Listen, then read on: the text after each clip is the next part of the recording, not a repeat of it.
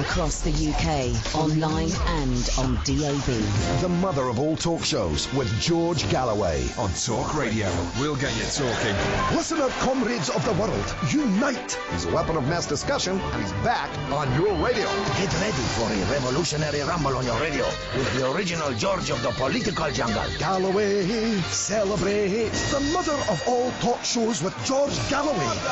Come have a go if you think you're hard enough. Get it? On the radio station that gives power to the people. Talk Radio, we'll get you talking.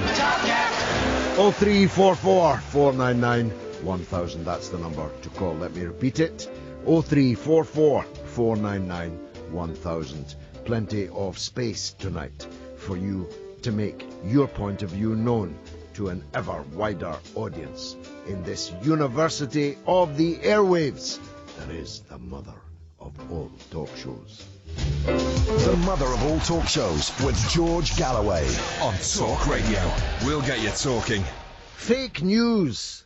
How do you distill the false from the true? It cannot possibly be true that Theresa May is going to nominate David Cameron as the Secretary General of NATO, can it? It cannot possibly be true that Tony Blair is going to enter the House of Lords in the New Year honours list for services to world peace, can it? Well, the truth is, if 2016 has taught us anything, well, anything is possible. I ask because I was one of those hoodwinked by the utterly fake rumour on Twitter and in the ether in the course of the last couple of days that Her Majesty the Queen had passed away. It wouldn't, of course, have been a shock. She has been ill, and she is at least 90, perhaps 91, and that's a very good innings, even when your mother has lived a decade longer than that. But it would have been sad news indeed, because, well, almost everybody listening to this has grown up entirely with her as the reigning monarch. I've just been watching the fantastic Netflix series The Crown, which has a mega budget, wonderful actors, brilliantly directed, wonderful locations, and is a history lesson of my lifetime and a little bit more. I was born in 1954, and so for me, as a sentient being, the Queen has always been there. But I have met her twice only. The first time as a waiter in the Angus Hotel, sadly no more, in the city of Dundee, and she was most gracious when I served her. And I reminded her of that on the second occasion that I met her in Buckingham Palace at a reception for members of Parliament. So I have zero animus towards Her Majesty and wish her an even longer life than her mother. And by the way, even more controversially, I quite liked Prince Philip, the Duke of Edinburgh, too. I know that he's off colour some of the time, maybe most of the time, but I found him a very funny and warm guy indeed. So what I'm about to say has nothing to do with personal animus towards the person of Her Majesty the Queen or her consort. It's about the concept of monarchy, hereditary rule, about which I wish to opine. Because whenever the death of Her Majesty is, and I hope it's a long way off, we will then be forced to make a step change. Because, well, frankly, although almost everybody likes, some love, and almost everybody respects Queen Elizabeth, that's not the same for her successor. Now, I don't fancy King Charles for a whole number of reasons both political and personal. And worse than that, even if he was a model of Olympian precision, of a fantastic Renaissance man taste, even if he was a brain of Britain, I would balk at the idea that somebody should become the head of state in Britain in the 21st century because they were the first-born male heir of the person who had the gig before him. Now, that's just a conceptual point that I have to state. But I'm fully prepared to accept that there are many in the country who would look forward to the reign of King Charles. Although what happened to the last King Charles, or the one before that rather, is chilling, of course, to say the least. I used to show my visitors in the House of Commons over nearly 30 years the precise spot in Westminster Hall where King Charles I was sentenced to death, excuse me, and summarily taken along the road to Whitehall and had his head chopped off. Of course, I have no wish at all for that to happen to Prince Charles when he becomes the king. But I do think we have to have a say as to whether or not we wish to go on with the frankly juvenile practice of choosing our head of state by hereditary principle. It's just not grown up in the 21st century. So, I'm asking the question, what would have happened if the Queen had died? Well, obviously, we have an obit procedure here. We would have had to go through it. I would have had, if it had happened on my watch, to spend 3 hours talking presumably about nothing else but the reign of Queen Elizabeth, which could have been historically interesting. But it would have been impossible for me to pretend that I have any affection for the institution of the monarchy. Do excuse me, I have a winter cold. Now, you don't have to agree with that, but I'm hoping you'll agree with me on this. We have to make a decision about it, and we need to have a referendum on whether or not to continue having a hereditary monarchy. I was explaining to my son just this day as we drove past Buckingham Palace. Imagine if you went in for an operation and as you were waiting to go under, you asked the surgeon if he was particularly experienced in this procedure and how long he'd been a surgeon, and he told you, "I'm not a surgeon, I have never performed such an operation before, but my father was a great surgeon, and I have inherited the position from him." Trust me, you'd be off the operating table as fast as your groggy legs could carry you. And yet, that's exactly what we are facing when the demise of Her Majesty the Queen is announced 10, 15 years from now, I hope. So, on this 100th anniversary of the murder of Rasputin, the lover of the Russian Queen, I segue into the second of the big issues that I'll be dealing with this evening, which is Russia, from Russia with love. The high hopes of hundreds of millions, maybe billions of people around the globe in the presidency of Barack Obama is lurching in a very ugly way to its conclusion. That presidency is ending in failure and farce. The failure of the United States policy in Syria is evident to everyone now, and the media, which treated us to weeks and weeks of brave Aleppo standing out against the Russian hordes, is now having to come to terms with the testimony of the people who were hostages of Al-Qaeda inside the city of Aleppo, as they describe the sheer horrors of these last years living under these head-chopping, heart-eating fanatics. The failure of the American policy under Obama in relation to the Middle East in general, to the Israel-Palestine track, to the dictatorships in Saudi Arabia and Bahrain, which bankrolled Hillary Clinton's presidential campaign with tens of millions of dollars, the failure in the Ukraine, the failure everywhere of the Obama administration is as plain as the nose on your face.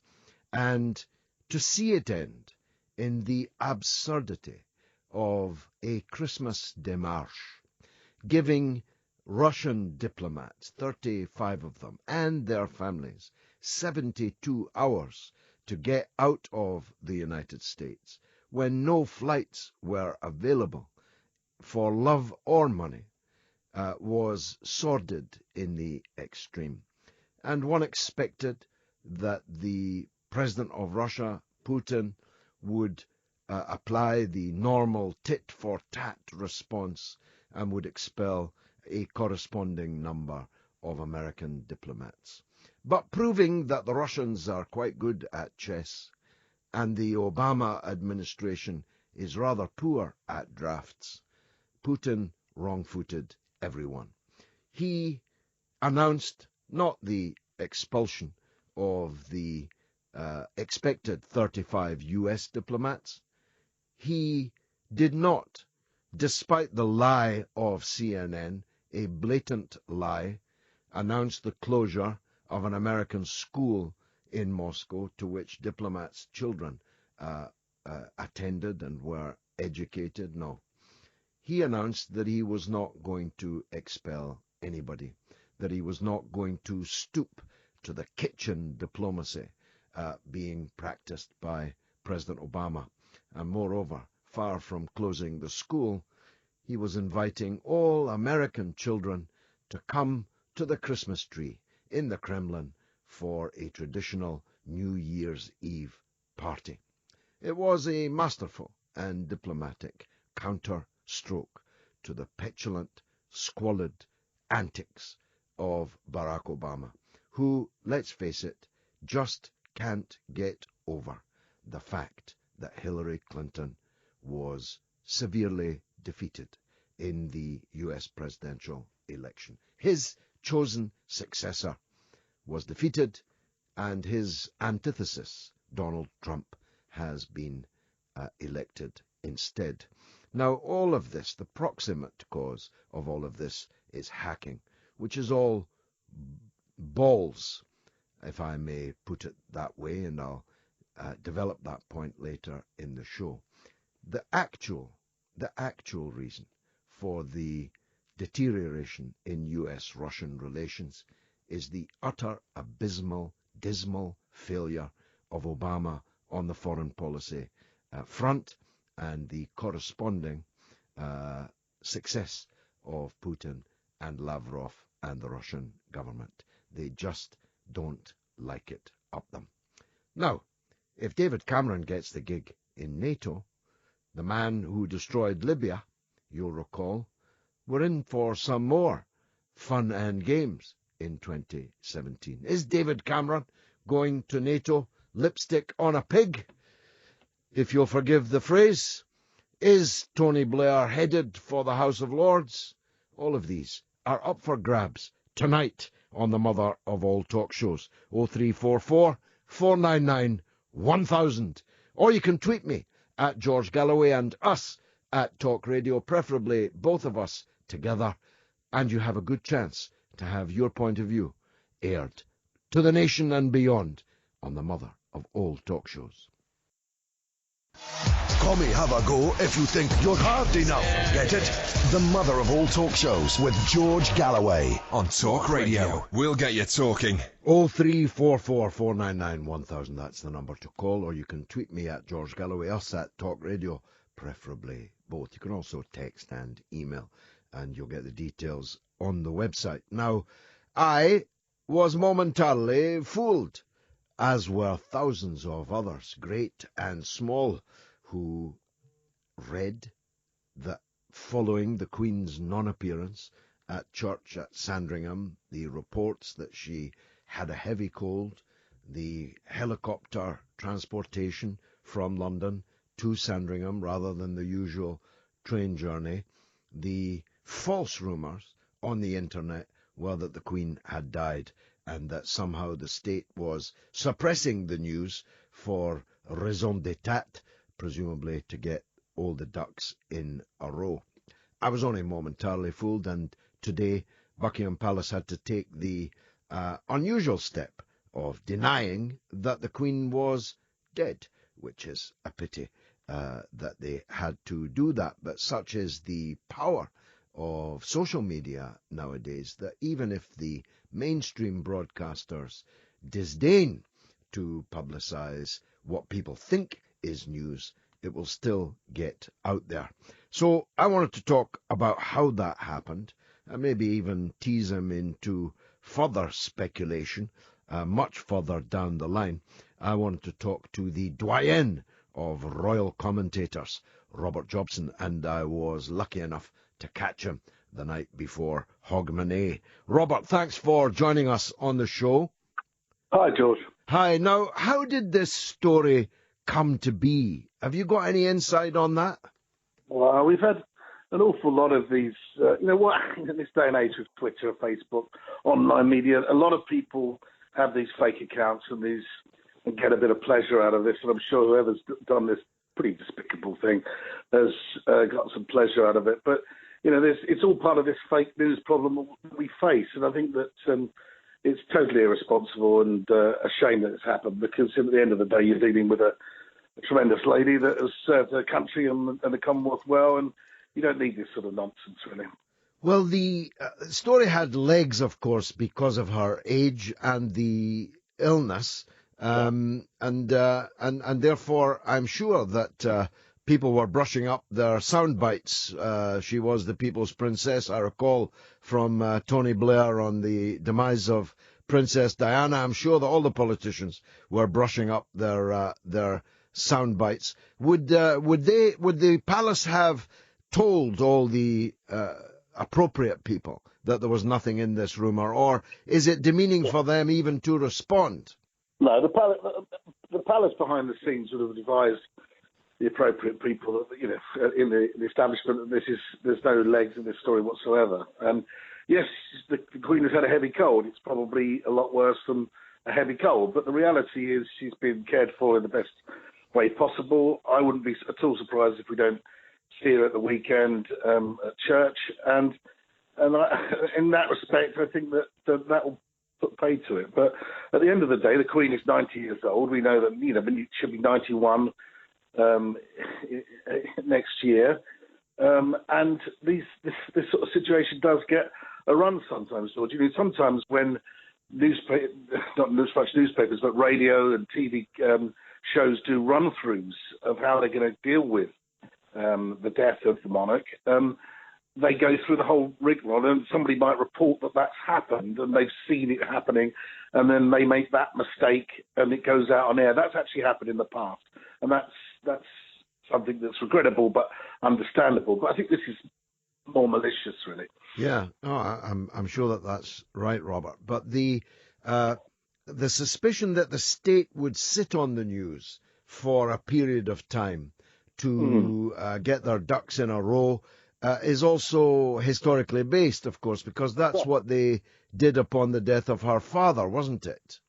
Well, it was even suggested more than that the doctor concerned made sure that the correct dosage was given to the king, and so that he passed away, so that it could be announced in the Times and not the scurrilous evening newspapers, and that's what they wanted to do. But I think things have moved on quite dramatically from that. I don't think it is even possible for that to happen in a day of 24 hours, in a society which is based upon 24-hour news.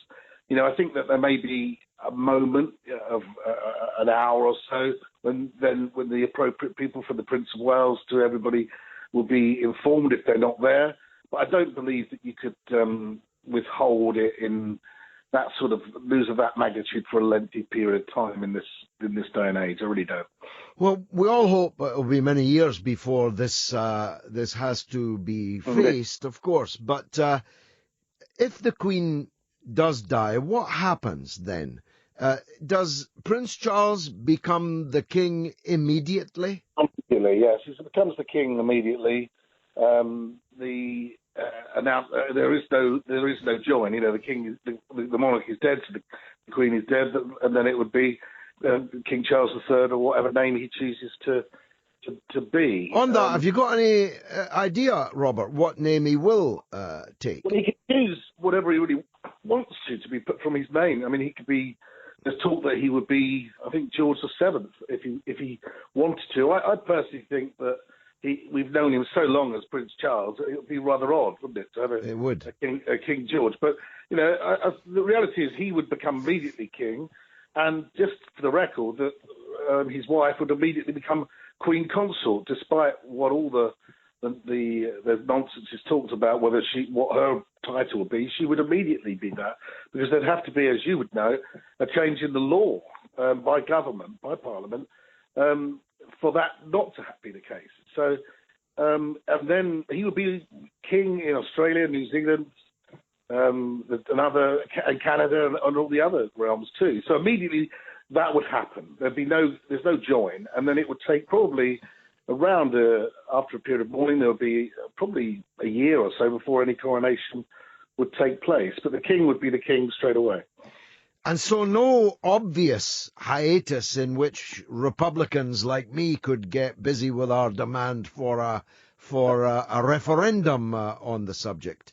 The trouble you'd have is because the law is the law, and you know we live in a parliamentary democracy, a constitutional monarchy, and as soon as the monarch passes, the new monarch is in place. So there's no join, you know, for the Republicans to say we're not having this. By the time you get your pen to paper to get the thing, it's all done and dusted. Well, maybe so. But there would be a discussion. I do a lot of work in Australia for Channel 7. There'll be a massive discussion there, and there will be a call for, I'm sure, a referendum in New Zealand, Australia, and possibly Canada. And therefore, if there is a role, there would be a call for. There's a chance that would be, but it would be to remove King Charles as king rather than to stop him becoming king. Yeah, absolutely. Well, I see the difference, of course. It's a lot harder to do that, of course. You know, and it's a lot more difficult to remove a monarch than it is to. Indeed. Although it's been done before, Robert. It has. But I don't want to end on a sour note, and I certainly don't want to put you out of business. Thanks very much for. I'm sure there'll be work somewhere, George. But you know, I don't think you're going to have much hope, because the percentages-wise, after a great reign by the Queen, has been around about 80%. More than 80% are in favour of keeping the monarchy. But you know, who knows? Well, I think you're right that there's almost universal respect for her. Charles doesn't have, in my experience, doesn't have the same traction, and well, I think people will quite quickly find out he's a little bit odd and not nearly as diplomatic as the Queen has been. I just came back from a trip from the Gulf region with the Prince of Wales, and he did a sterling job in promoting Great Britain. Did he sell a lot? Did he sell a lot of guns, Robert? He did I think he did an awful lot of good trade business for this country at that time. I'm not sure exactly. It wasn't just a trade mission, but it was more of a diplomatic mission. And I feel that the Prince of Wales actually is a supreme diplomat, in my opinion, but others will disagree. You've never seen his spidery handwriting, writing to ministers and demanding changes in policy and so on, for which he has no mandate at all. But I'm not gonna queer your pitch. He has more of a mandate on that, George, than people think. More of the actual role of the monarch. He's not as some person that sits on the throne and and just does nothing as a tourist attraction. They have a very political role, as you know, as experienced member of parliament, they certainly do. Yeah, but that's what's wrong with it. I mean, you used the phrase yourself, we are a parliamentary democracy. You quickly added the words constitutional monarchy. You quickly added that. But there is there is actually a contradiction in that, Robert. You cannot be a parliamentary democracy if a hereditary head of state can interfere in the political process. Well, of course they can. And if you look at the way that the political process has developed over the last 1,000 years and changes, our parliamentary democracy and constitutional monarchy is a unique system that, in my opinion, and the opinion of many others, certainly is better than having an elected Donald Trump. But that's another story. Now, what did you think, lastly, of The Crown, the Netflix series? I thought it was fantastic, I must say. Yeah, I mean, I know they spent an awful lot of money on it, which is, the figures when you hear them were amazing, mind-blowing. Not quite as much as we give the royal family, though. Well, we do. Well, in terms of, actually, I worked out the other day, I think to have an Italian president, which I think, or whatever it was about 3 times more. But anyway, that's another matter. But in my opinion, that is a brilliant program, and it's very accurate as well. I think the people that have been involved in it have done a tremendous job, and in writing it too. Do you think the Queen? Do you think the Queen watched it? Oh, I'm sure. I'm sure if she was well enough, she did. A very diplomatic answer. Robert Jobson, the doyen of royal commentators. Very grateful to you, Robert, for coming on the show tonight. 0344 499 1000. A Republic. Are you up for it? He's a weapon of mass discussion, and he's back on your radio. The mother of all talk shows with George Galloway on Talk Radio. We'll get you talking. We will if you dial me, 0344 499 1000. As David in Primrose Hill has. Let's hear from him. Go ahead, David. Nice to talk to you again, George. I hope your cold gets better soon. Thank you. I'm recovering now. I just had a little bit of difficulty in the early part of the I love to hear you. I love to hear your brogue on the radio. You've got a wonderful voice. Thank you. I've just come back from the Pacific Rim, my friend, and I have to tell you, Singapore, Thailand, the Philippines, they're all very worried, and there is a global realignment. As I see it, in the light of Donald Trump coming into power and Vladimir Putin visiting recently, as you know, Japan, yes, and making friends. Very successful visit, surprisingly. Very, very successful, and in fact, the problems they had date back to the 1905 Sino-Russo War, in which there was a dispute over territory in those days, and he's trying to patch things up, Vladimir Putin, to get trade, because Russia is not doing very well financially. And on one side, you have China with 1,100 million people and a need for raw resources. And on the other side, you have an underpopulated Russia with all the raw resources, and it will suit America and Russia to have a global realignment. And in the light of Syria, you can see that Syria actually, in a way, is a kind of, I hate to say it, but it's a sideshow to this major global realignment, which is, as I see it, obvious. And I see it exactly the same way. I was on I can't remember which station. Yes, it was here. It was Talk Radio. It was James Max, just yesterday, I think, or the day before, in which he asked me, what should Britain do about the apparent dichotomy between John Kerry and Donald Trump's position on the Middle East and so on. And I had to make the point, I know some people don't like to hear it, that it doesn't add up to a row of beans what Britain does. The world is in a seismic change in which these gigantic, powerful countries and economies are developing their own foreign policy and have forgotten entirely the colonial mentality that some of their leaders once had. I mean, for example, the Indian leader, Modi. I very strongly disagree with him. I profoundly disagree with him. I've demonstrated in the street against him. But one thing you could certainly say about him, he's not looking over his shoulder at London, at Her Majesty the Queen. I mean, the British Raj might never have existed, so far as he is concerned. He's out there making trade deals with Iran, with China, with Russia, including military deals with Russia. Russia and China have never been closer. The BRICS countries and so on. And then the Pacific Rim that you talk about is where it's all happening. The sun is rising in the east, surprisingly, David. Did you see the film that John Pilger made, which is rather frightening, showing the history of the Marshall Islands, and it's titled The Coming War with China? And that really kind of puts the spotlight on the whole thing. I didn't see it. People ask me every week, actually, so I'd better watch it soon. I don't, in a way, need to watch it because I know its thesis.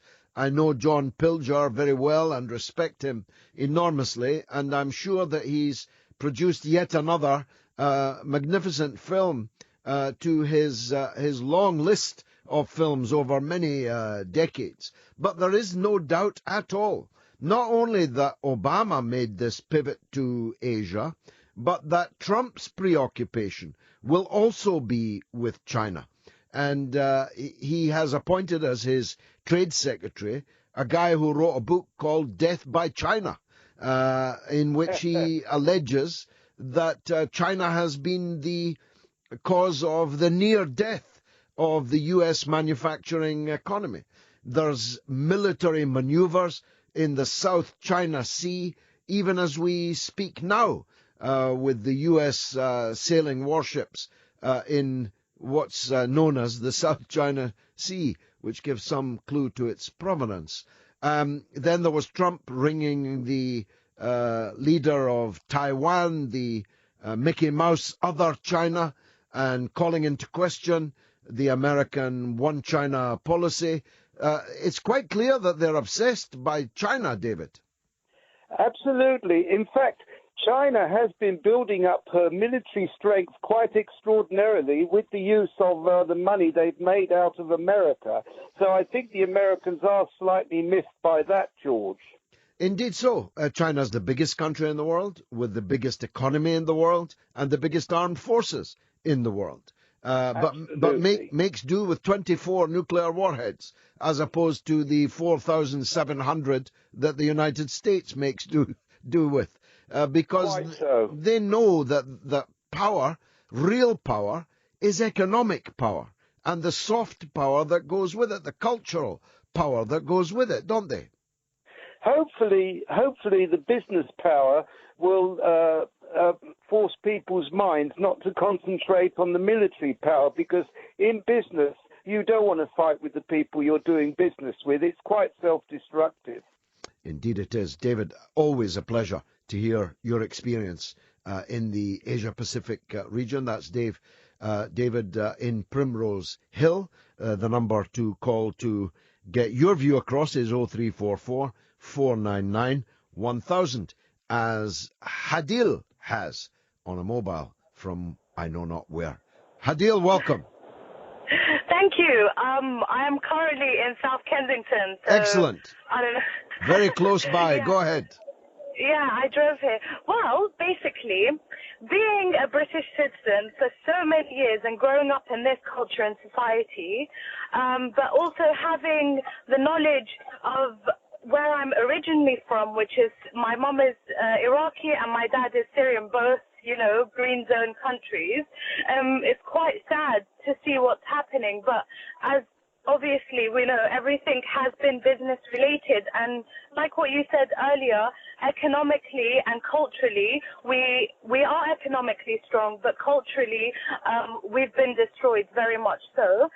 Now, a lot of people have been trying to stand up and to speak out about these situations, but no one has been able to get their voice really out, to get change really coming. Now, I've discussed this a lot with my fellow friends and colleagues at work and students in universities, and we all realize that all of us humans want change, but no one has been brave enough to stand up and say, well, this change, all this Brexit, we all know that Brexit was just a foolish reaction from anyone else who doesn't live in London and who doesn't know that economically our agriculture hasn't been that great and hasn't been that amazing because we don't produce that much from our country. The only things we can say we can succeed in is by entrepreneurial factors. Am I correct or not correct? Well, go on, because I'm interested in where you're leading to. I support Brexit, as you may or may not know. So I'm not with you if you're saying that Brexit was foolish, but I don't accept that at all. But go on. Okay, because everyone has their own point of view, and I'm not here to disagree or agree or even argue about that point. And with the whole Trump election,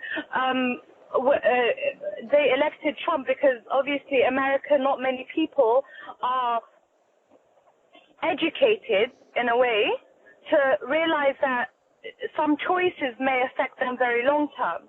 Now, we've been hearing, like, if I don't open the news anymore, I just dislike it because you just don't know who to believe and who not to believe. I stand up for my country and I stand up for where I live, and obviously, like, this country has brought me up. But isn't it sad how war could be how it could be pushed? And aren't they repeating? Don't you think they're just repeating the whole destruction of Iraq and Syria, where they tried to make everyone go against the Saddam regime and then made him go into hiding, and then they sent out troops inside there to achieve what they want and actually destroyed the man. And now what is left of the country? Well, Do you get it? Of course, if you know anything about me, you will know that I do. I opposed the invasion and occupation of Iraq with all my breath. I gave, arguably, my political life's blood so to do. And I opposed the Western intervention in Syria for the very same reason. But to go on to the earlier points that you made, Trump was elected and Brexit was voted for the same kind of reasons. Because people are tired of what we have. They are tired of the prevailing orthodoxy and those who practice it. Brexit was chosen by the majority of people because they have not prospered under the prevailing conditions. And Trump was chosen for precisely the same reason. He said, "Make America great again." Clinton claimed America was already great, but for 10 scores of millions of Americans, it isn't great. And if the choice was between the status quo and change, a word you used a lot in your call, then they go for change. Now, the reason why Donald Trump is president is because the Democrats chose Hillary Clinton as their candidate. All of the polling data shows that people would have preferred a change under a President Bernie Sanders than they would have a change under President Donald Trump.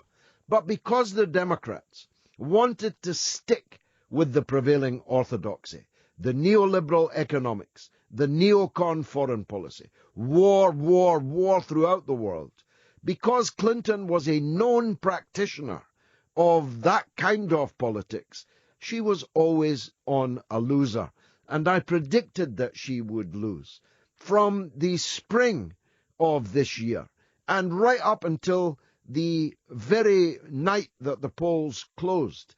And I was rubbished on social media for saying that Trump was going to win. And within a couple of hours, I was wholly vindicated. But it's been good talking to you, Adil. I'm sorry if I have too sharply disagreed with you, but I do think it is important that people don't fall into the condescending trap of thinking Americans are idiots.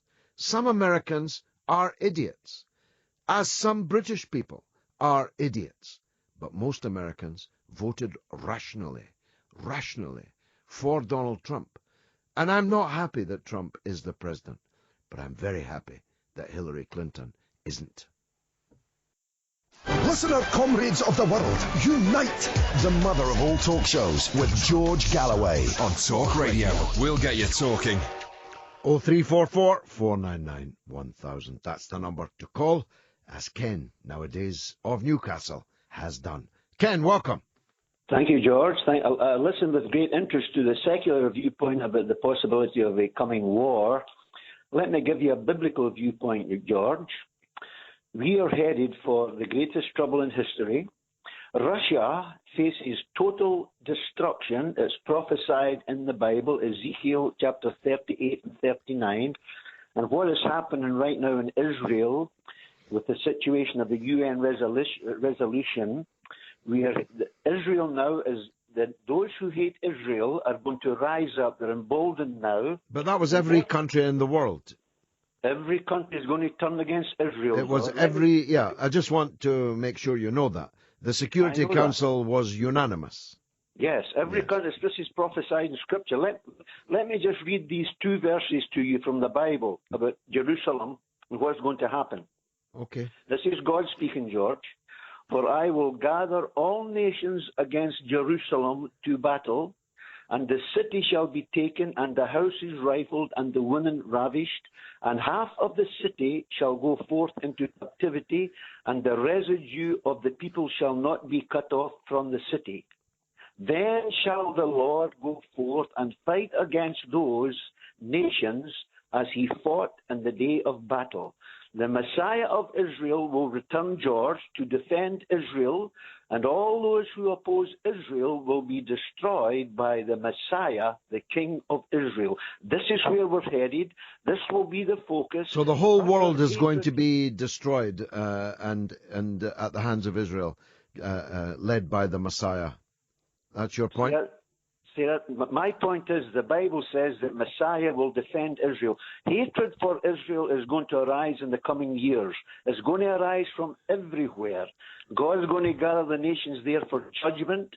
They think they're going to eradicate Israel, take over Jerusalem. It will look like Israel is going to be defeated. That's when the Messiah will appear. We don't know when this is going to happen, but it is prophesied, and we are heading towards that final battle, George. There might be other battles before that, the Gog-Magog war, but we are headed for the second coming of Jesus to defend. Doomed. Across the UK, online and on DAB. The mother of all talk shows with George Galloway on Talk Radio. We'll get you talking. Listener comrades of the world, unite! He's a weapon of mass discussion, and he's back on your radio. Get ready for a revolutionary rumble on your radio with the original George of the political jungle. Galloway, celebrate the mother of all talk shows with George Galloway. Come have a go if you think you're hard enough. Get it? On the radio station that gives power to the people. Talk Radio. We'll get you talking. 0344 499 1000. That's the number to call to join the great debate here on the mother of all talk shows with me, George Galloway, only on Talk Radio every Friday night between 7 and 10. You can also tweet me at George Galloway at Talk Radio, and there's a fair chance your point of view will reach the wider world. Come have a go if you think you're hard enough. Get it? The mother of all talk shows with George Galloway on Talk Radio. We'll get you talking. Well, two big subjects tonight. The royals, whether we should continue the show with King Charles III, whether there should be an abdication by King Charles III in favour of King William, another King Billy. Can we really do that? Or whether, as I favour, we should have a referendum on the demise of Her Majesty, who I'm glad to say we were advised by Robert Jobson, the doyen of royal correspondence, that she is in, if not rude health, perhaps we may see her this weekend going to church. And the other big subject is the issue of US-Russian relations. which have reached a nadir, if only for a few more weeks, with the, I say, very petulant, petty, rather pathetic flurry of expulsions by President Obama and in the dog days of his presidency today, and the rather smart response by Putin not to respond. Let's hear from the sage himself, a man who's been with me here on the airwaves for more than 8 years, John Le Boutillier, former congressman, a Republican to boot, no great fan of Donald Trump. I wonder what his take on today's events are. We'll soon find out. John, thanks for joining us. Thank you, George. Have you had your shots? Do you have your passport? You ready for our trip to New Zealand? Well, I'm postponing it for a little while because so far, so good on the international level from Trump for me. And I wanted to ask you if it were not a more dangerous thing for the Democrats in the U.S. locked into the worst kind of Cold War confrontation mentality with Russia, rather than Trump's jaw rather than war approach. Yeah, it's really an amazing reversal of fates, to see the Democrats be the so-called hard line against Russia and the Republican president-elect being Mr. Détente, Mr. Let's put it behind us, let's be friends with the Russians. It's like a whole new world over here. And whether it's going to work or not, I don't know, because I can tell you the Republican members of the House and Senate do not agree with Trump, do not believe that we could ever really work with Putin. They don't share your warm feelings towards Putin. They have very dark feelings about Putin. Although he's the president and therefore in charge of these things, isn't he? Yeah, oh yeah, he's the commander-in-chief. He's the guy that's going to set foreign policy. But, I mean, in our system, Congress is a co-equal branch to the presidency, and they do have some say. They are going to have, for instance, public hearings soon on the Russian behavior during the election, and there's no telling what's going to come out in that. It's a venue for a lot of things to come forward, including the CIA, which is off to a bad start with Trump, or Trump's off to a bad start with them.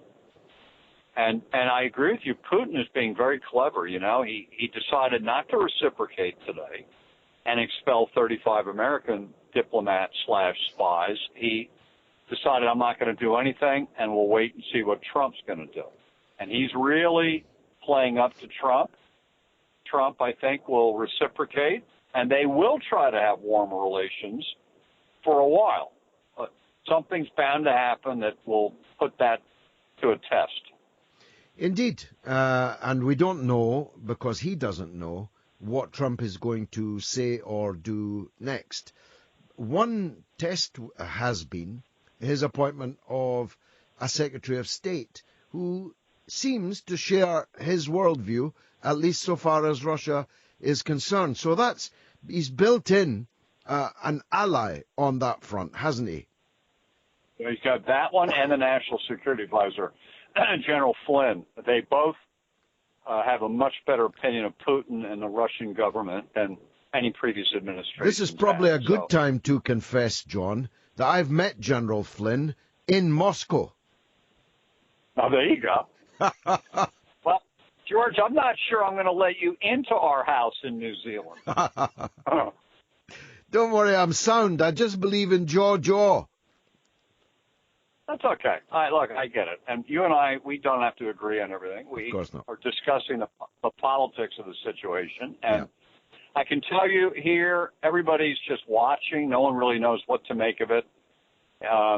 Trump next week announced last night he's going to have a full briefing by our intelligence community on the Russian hacking scandal. Now, he's going to emerge from that either convinced that something bad went on or not convinced. If he's not convinced, it's going to be a big setback to his relationship with the intelligence community. We have 17 intelligence agencies in our government, 17.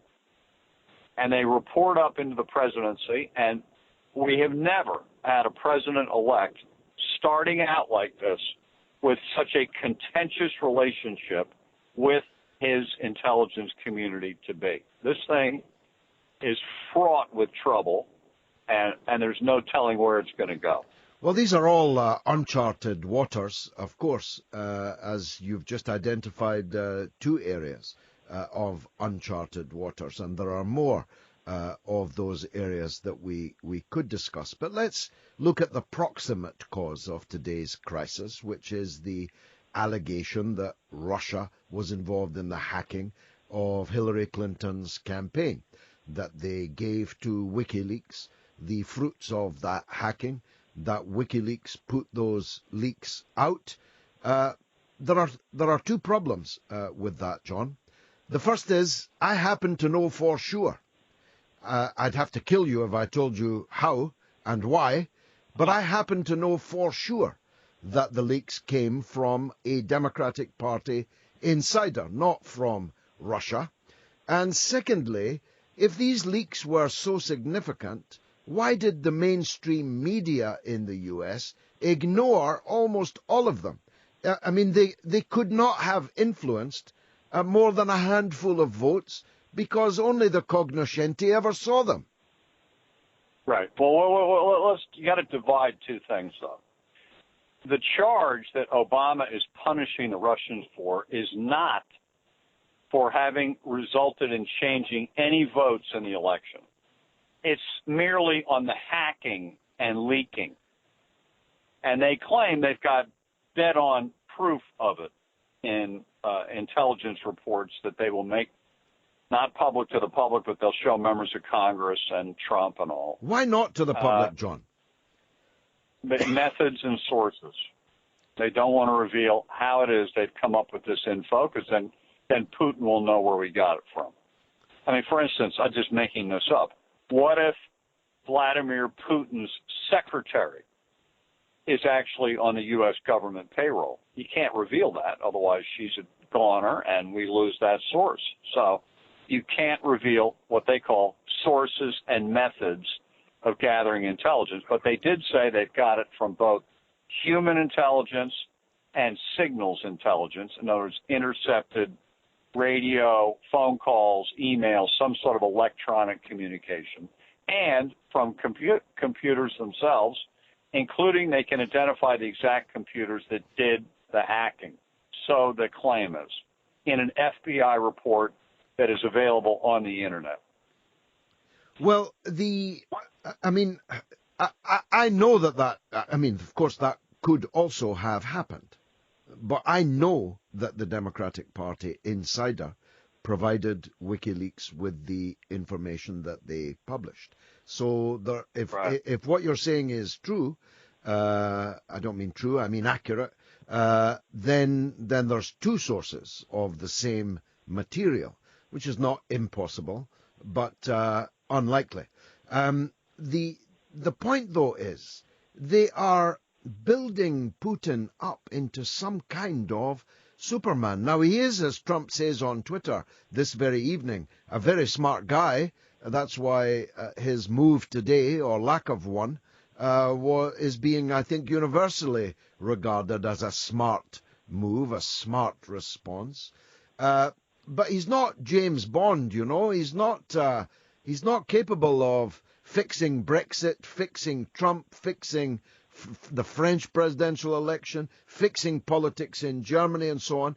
Isn't all this in danger of demeaning the United States by elevating Russia, which is, of course, not as powerful as the United States, to such an almost superhuman level?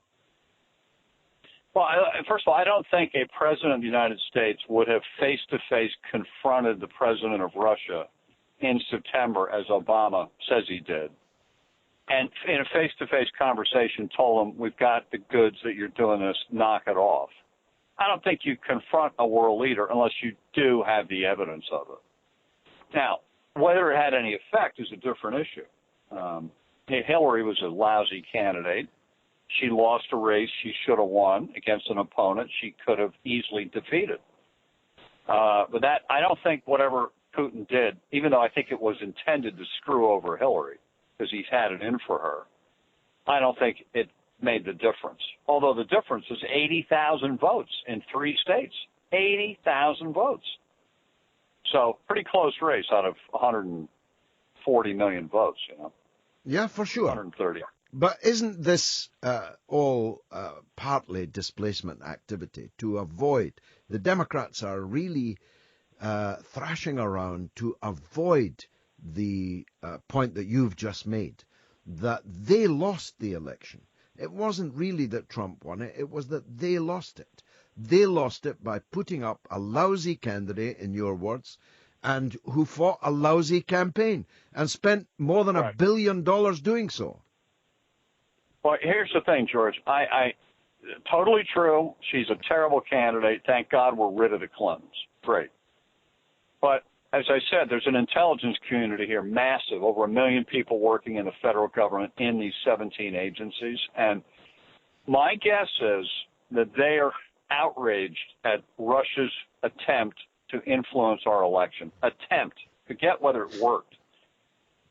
They've been hacking us like crazy. So have the Chinese, so have the North Koreans. Presumably you're hacking them, though, John. Everybody's hacking everybody, no? Well, I don't know. I mean, probably. Maybe they are. I don't know. But we like to think in America that it's none of anybody else's business to meddle in our elections. But here's a rub, John. Here's a rub, John. The U.S. meddles in everybody else's election, but you think nobody should meddle in yours. Well, I don't know that we meddle this way in people's elections. Well, you've seen who you're for. Saying who you're for is one thing, which we do often. Well, Victoria Nuland was the key actor in the overthrow of the government in Ukraine. Yeah, that's true. So you can see from their point of view, all of this sounds a bit hollow, all this talk about the inviolability of other people's elections. Yeah, I agree. You know, look, America's had a long record of screwing around in other countries, going back to Iran in '53 with Mossadegh and all that. Yeah, you and us, both you and us, overthrew the elected moderate social democrat prime minister of Iran and reinstalled the Shah. And if we had not done so, there would have been no Ayatollah Khomeini. And if there had not been an Ayatollah Khomeini, there would not have been an Iran-Iraq war. There would not have been the first Gulf War. There would not have been the second Gulf War. I mean, we threw a pebble into a pond there, John. It became a tidal wave. Yep. Well, anyway, whatever's happened, this is where we're at today. The current U.S. government is enraged at Russia's attempt to influence this election, and they've punished them. Now, how much that punishment's going to stick, I don't know. It's fascinating to watch how Trump's going to react to it. As a little sidelight, the 2 places, besides the 35 people that are being expelled, 2 compounds were closed as of noon today. One of them is in the town I was born in here on Long Island called Glen Cove, Long Island. And the Russians have owned this mansion there since the 1950s, George. And when I was a kid, my parents put me in the car one evening to drive to upstate New York. And we got on the Long Island Expressway right through this place called Glen Cove. And a motorcade, this is like 1960 maybe, and a motorcade pulled alongside of our car. I'm a kid. I'm 7. And I look out my window, and there in the corresponding window of the car on our right was this bald, fat guy named Nikita Khrushchev, who had been staying in the mansion in Glen Cove for the weekend. And he was going in, being driven in to the UN, and I think maybe the next day was the day that he took his loafer off and banged it on smashed it on the desk and said, "We will bury you." That's history. And I saw Khrushchev. He was 10 feet from me. Amazing. Well, you better get used to that, because if the warmth of relations between President Trump and President Putin is as good as I hope it is, Vladimir will be up and down that road regularly. Well, probably with you in the car with him, George, so we'll all get together. Fantastic note to end on. John, a very happy new year to you and yours, and I look forward to our chats through 2017. John Leboutillier, former congressman and all-round sage, giving us a perspective, a wise one, not one I accept, but a perspective on the spat, if spat is not too mild a word, between the US and Russia, which reached its nadir today. 0344 499 1000. Controversial conversation and cutting-edge current affairs comment with the notorious B.I.G.G. The mother of all talk shows with George Galloway on Talk Radio. Listen, this guy's a nightmare. He's not a great guy, folks. 0344 499 1000. We're talking Trump. We're talking Obama versus Putin. Drafts player versus a chess master, if you ask me. And we're talking royals. Not, of course, the personage of Her Majesty the Queen, whom we wish good health, a return to good health, but an end to the system of monarchy when she gives it up. That's my point of view. And a lot of responses on that. I haven't been able to get to the Twitter yet because the phone lines are so healthily busy. So let's take the next call. It's Laura in Westminster. Laura, welcome. Good evening. Happy New Year to you, George. And to you. It's lovely to hear from you again. Go ahead. Thank you very much. I don't know where to begin. I mean, I disagree with John Leboutillier on almost everything except maybe New Zealand. He seems to believe Obama and the CIA. I mean, the CIA are experts in lying and torture. Worse than that, he expects us to be impressed that the CIA is hostile to Trump. That's likely to make most people I've ever known sympathetic to Trump, not the CIA. Well, absolutely. And for him to say that Americans don't like other countries meddling in their elections or their affairs and that America doesn't meddle in theirs, well, not only does America meddle, but it overturns countries and governments. I mean, what did it do in Iraq, for goodness sake? That's just one example. To be fair, John did concede that a little haltingly, but he did concede it because it's irrefutable. I could give you a list that would take me right up to 10 o'clock. Of presidents overthrown, coups organized, invasions. Absolutely. The U.S. has invaded more than 50 countries since the Second World War. Absolutely, and they send in instigators. Of course they do. So, I mean, they're always doing this. They're known to do this. I was sat in disbelief listening to him thinking, oh, my God, you know, I just couldn't get it. But Julian Assange confirmed that all the material that he was publishing, and he isn't, WikiLeaks isn't a hacking organization. It's a publisher. It's a media it's a publisher, just like you would presumably say The Independent or The Guardian is a publisher. So whistleblowers go to his organization with material, and he confirmed that they didn't get their Democratic parties and Clintons and Podesta's emails from a Russian, and it wasn't from Russia either. And then Craig Murray, the former British ambassador, you probably know this very well, confirmed that actually the material was given to him. He actually met the person. The person was American, not Russian. He met them in America, and he took the material and then handed it over to WikiLeaks. I mean, why isn't this being reported in mainstream media, I wonder? Well, indeed. We've got, there are a number of, there's one false dichotomy here. The argument that the so-called hacking, I don't believe it was hacked at all, but the so-called hacking was an interference in the election. Well, if you claim voter fraud, for example, in a British election, you must show that that voter fraud would have made a material difference to the result. Quite right. It cannot possibly be the case that the Podesta email traffic made a material difference to the outcome because nobody who wasn't following WikiLeaks ever saw it, because no mainstream media ever reported it. Absolutely. So that's the first problem with it. And the second problem is that nobody's claiming the material wasn't true, in which case, why shoot the messenger? Why not deal with the truth that was in the emails? Yes. But the Clinton people and the Obama people, the White House, keep wanting to divert people's attention from the content of the emails and keeps, shouting out, fire, fire over there, so that you don't look at the emails, so that you don't read the emails.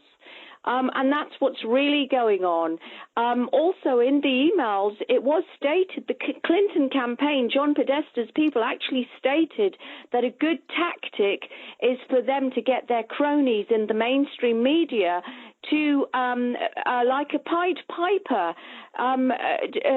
to push Trump forward, so that the Americans would find him so vile that they would think, oh my gosh, we can't vote for him, we'll vote for Clinton. And they actually suggested it in their own emails to each other, let's push Trump. Their emails both establish that they were promoting Trump at a time when it was not at all clear he was going to be the winning candidate. Absolutely. And they were doing down Senator Sanders, Bernie Sanders, who all the polls show would have beaten Donald Trump in an election by a mile. Yes, absolutely. But they didn't want a progressive in the presidential elections. They wanted it to be Clinton versus someone else of their choosing. And they thought that she would win hands down if Trump was there opposite her. And how wrong they were. They didn't want Americans to have the choice of Bernie Sanders. Isn't that disgusting? Indeed it is. Look, they blew more than $1 billion. In fact, almost $1.25 billion on their campaign. Somebody's got to be blamed. They either blame themselves or they blame someone else. And for a long time in the United States, it's quite traditional to blame the Russians with snow on their boots. Laura, wonderful call. Thank wonderful you. to hear from you. Much more after some capitalist messages. Big Georgie Galloway's back on the radio. Galloway, celebrate. The mother of all talk shows with George Galloway on Talk Radio. Indeed it is. 0344 499 1000, or tweet me. I promise you I'll get round to the tweets as soon as the calls dry up a little bit, although calls are what makes the show. So 0344 499 1000, or you can tweet me at George Galloway at Talk Radio, and I promise I'll get round to them. But the calls always take priority, especially when they're from women. 2 women callers in a row. That's a first in my new term back at Talk Radio. It's Lisa in Boreham Wood in London. Lisa, welcome. Hello, George. Fantastic to talk to you. Thank you. Yes, it's amazing to hear that you are one of the only people speaking sanely about this subject on radio or television. I get so frustrated. I feel that everyone else doesn't critically evaluate the news anymore or look at it in depth. It's almost as if they feel that the more they repeat something, it's going to become true. That's an old trick, of course. Dr. Goebbels theorized it, that if you tell a lie, make it a very big one, and if you tell it often enough, a substantial section of the population will believe it, especially if it comes from the lips of people that you have previously persuaded us are authoritative experts. Well, I think luckily they are doing themselves the world's worst harm by doing this, and we were losing faith in them and beginning to see where the real fake news is coming from. Yeah. But, I wanted to say, I've been watching this, and I'm thinking, well, first of all, isn't that why it was important for Hillary to have a secure server? Because anyone could hack into it. Never mind the Russians. I believe there was a Romanian hacker that had hacked in. But like you, I think the main leaks came from dissatisfied people within the DNC.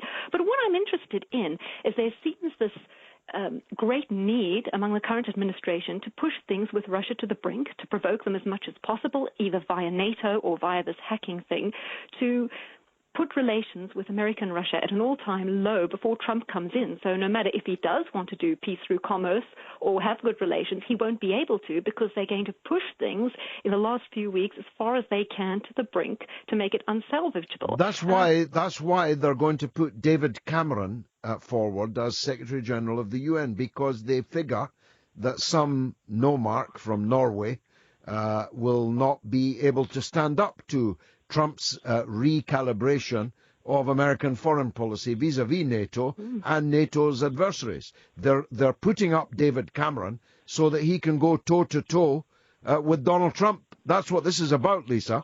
Oh, well, I just find it amazing and so incredibly stupid. Now, what I'm also thinking is, why do they want to provoke Russia? It's not as if the military capability of America, this country, and perhaps others, is at its peak. Because obviously in this country, we're talking about, we'll renew Trident, we need a nuclear capability, we know so many of the I'm not sure of the technical terms, like frigates and the planes, that we don't have anywhere near as many. I heard your military expert that was on last week who said the West will have to fight the next war with nuclear because the rest of their artillery has gone downhill. And I'm hearing in America that the new Gerald Ford and also the F-52s and the Littoral class fighters are just absolutely not up to scratch. They're not even surviving the test run. They've got constant problems. So I think if America think they're that tough, like you say on the beginning of your show, come and have a go if you're hard enough. Well, I'm not sure that they are hard enough, and I don't think they should be going around being bullies, because they might get what they wish for, and I don't think it's going to be a good idea. So I just don't understand why there's this massive ramping up of tensions with Russia, unless, of course, they're trying to distract us for the financial meltdown going on that could be triggered by Italy next year. Lisa, you and I need to meet. Don't take that the wrong way. No, this is the best call I've had in a very, very long time. What's your background in this? Are you in politics? Are you in defence?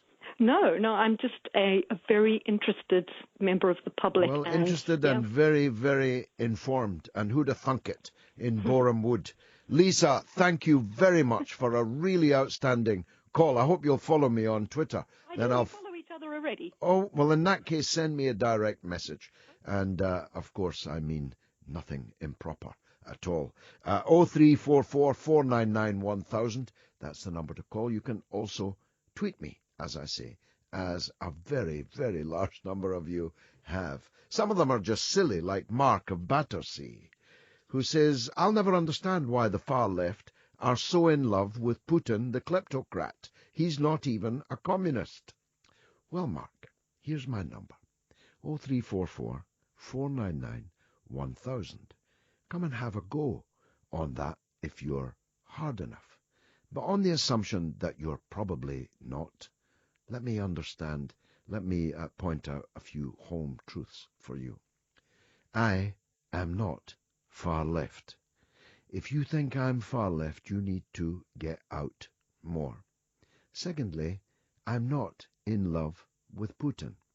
And thirdly, not only is he not a kleptocrat, he's throwing all the kleptocrats in jail.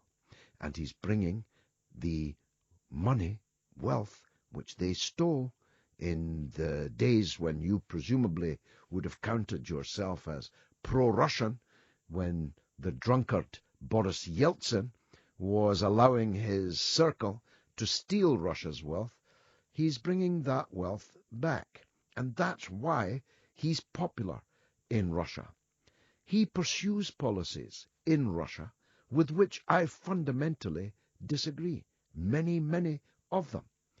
But his foreign policy is correct.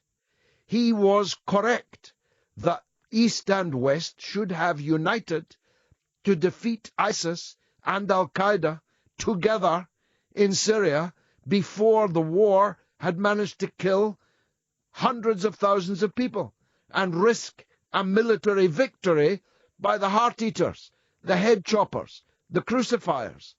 Putin was right about that. And frankly, he's been right about all the major foreign policy issues. So, I'm not in love with him. I agree with his foreign policy. I disagree with his domestic policy. But it's your last point I want to highlight. You say he's not even a communist. That's precisely the point, Mark.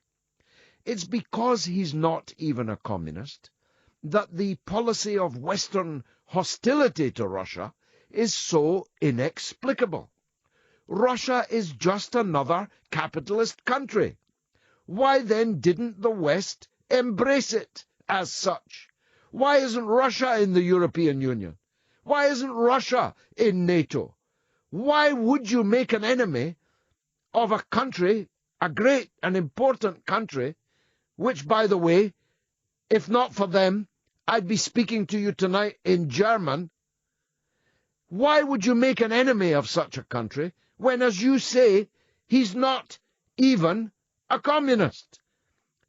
The only reason is they did not want Russia to develop close and warm relations with its European hinterland. They wanted to keep the world divided. They want to keep confrontation everywhere because it suits the arms manufacturers. It suits the military-industrial complex. After all, if Russia was in NATO, what would be the point of having NATO? What would be the point of spending more and more and more and more money on weapons and war if actually Russia was now our friend? You get me, Mark of Battersea? Let me remind you of my number again, 0344 499 1000. Come and have a go, Mark of Battersea, if you think you're hard enough. The mother of all talk shows with George Galloway on Talk Radio. We'll get you talking. Well, this is your last chance to talk to me on air in 2016. I'll be back, of course, God willing, in the new year. 0344 499 1000 is the number to call to do so. Or you can tweet me, as James Ball has, at George Galloway at Talk Radio. James says the petty hollowness of Obama's quote-unquote legacy has been shocking to watch unfold. Do you know something, James?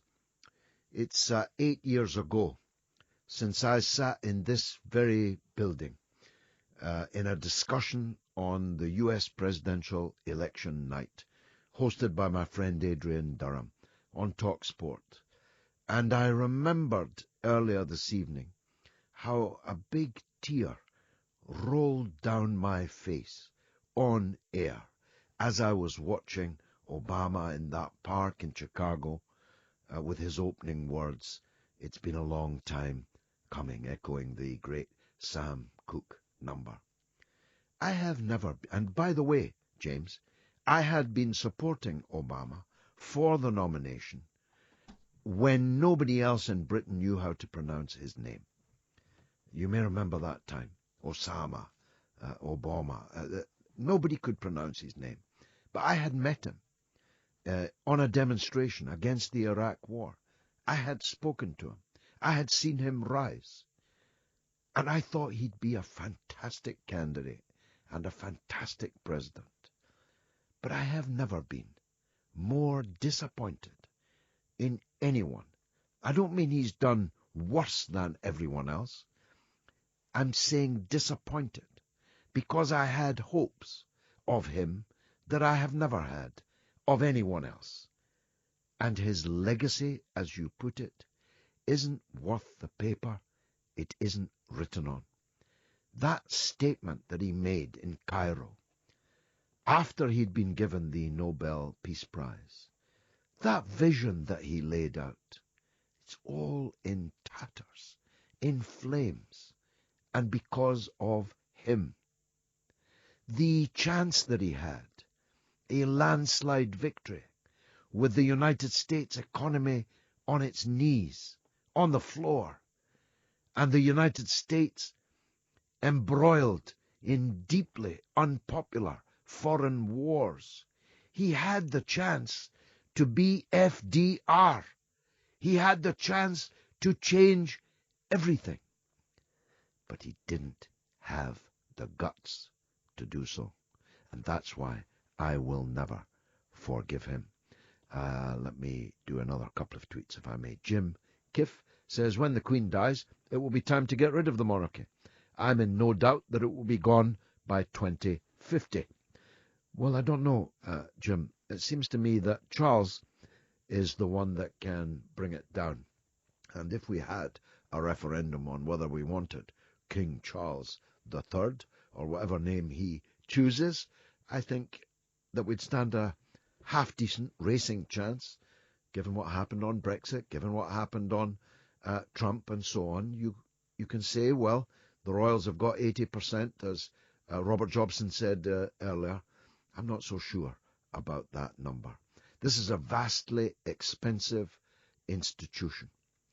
The refurbishment of Buckingham Palace alone is going to be £269 million to refurbish an ugly building in the centre of London, which the Queen hates and all previous monarchs have hated.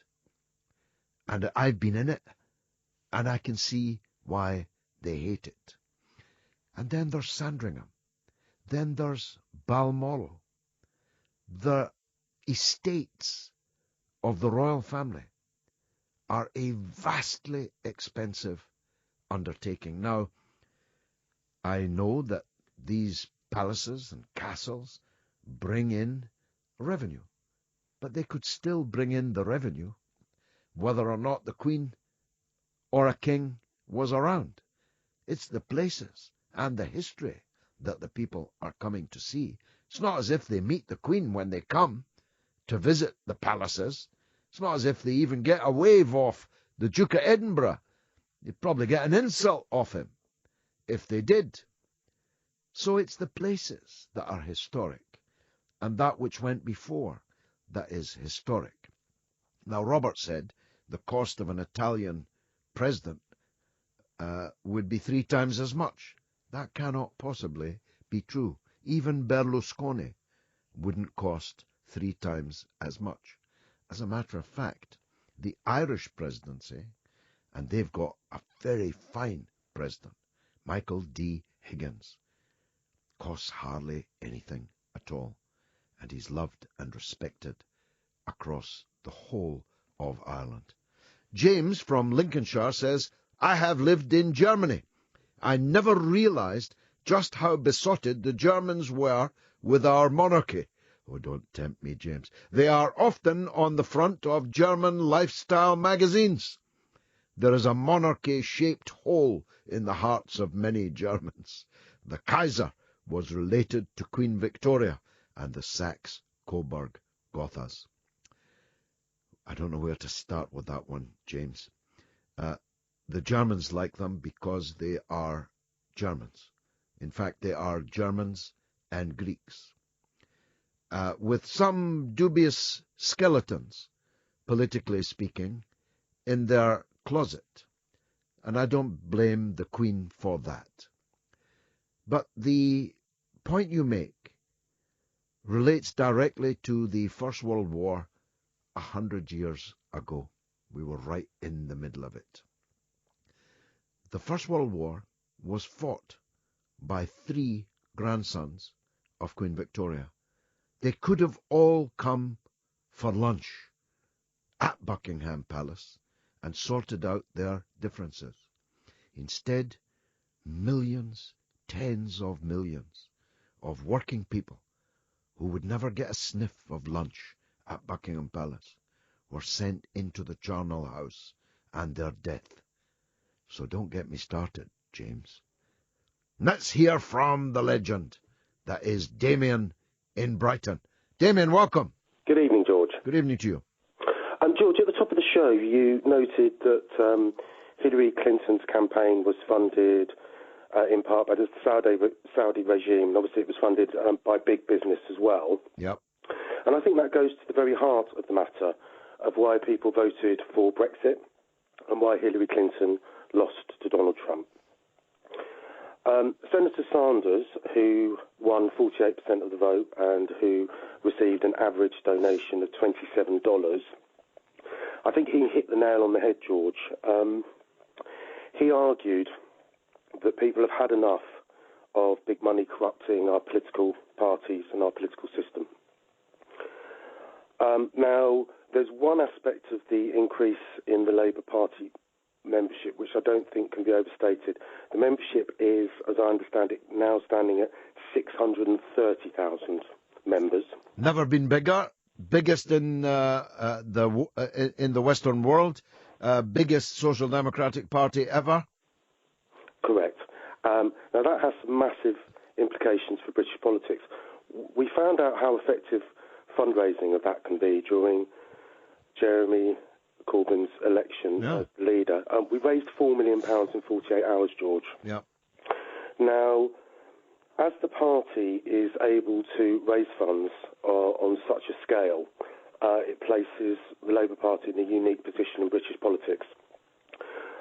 Unlike the Conservative Party, UKIP and the Liberal Democrats, Labour no longer has to sell policy for cash to billionaires and millionaires. So it's able to act in the interest of the electorate, which is an old concept. Now, I think this is a key political difference, George, between Labour and the other parties. We can now avoid being corrupted by rich donors. And I think it's going to be important to remove even the perception that the party is in hock to rich individuals. Now, I think there's one sort of fly in the ointment on this, George. There's currently a political organisation which is associated with the Labour Party, which is called the Progress Organisation. That's the Blair faction. Yeah, they're funded by the billionaire Lord Sainsbury, yes, who has also been funding other political parties. Now, I think that the issue of corruption is going to be a major aspect of the next general election. And I think that the association with an organisation such as Progress, which is funded by a billionaire, which is open to the Labour Party to the charge of possible corruption. I mean, you know, it could influence, for example, members of the NEC with funding, or, for example, the General Secretary of the Labour Party. So I think that as this is such an important part of Labour's electoral strategy, it would be wise for the party to disassociate itself from that particular organisation. And I think it's so important, George, as we're not sure when an election will be called, that this shouldn't wait for conference, and I think an emergency session of the NEC should be called to address this problem immediately. Well, thank you, Damien. Progress is the ultra Blairites.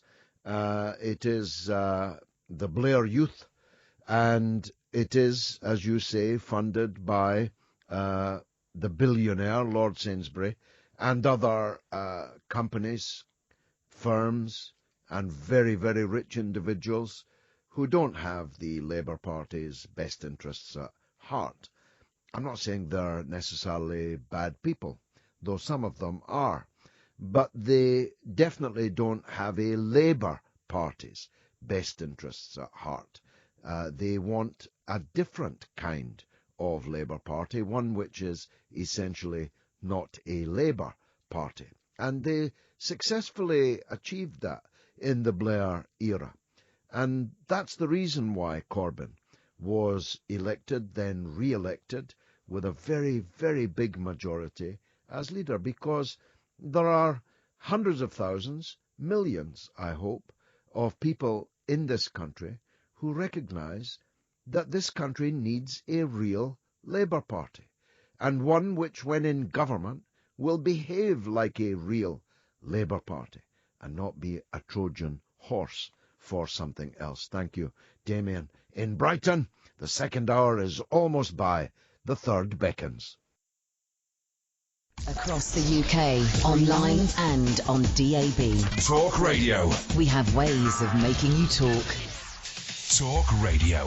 0344 499 1000. That's the number to call to join the great debate on this University of the Airwaves that is the mother of all talk shows. With me, George Galloway, only on Talk Radio and every Friday night between 7 and 10. A former British ambassador to Moscow joins me right after the break from Russia with love. Across the UK, online and on DAB. The mother of all talk shows with George Galloway on Talk Radio. We'll get you talking.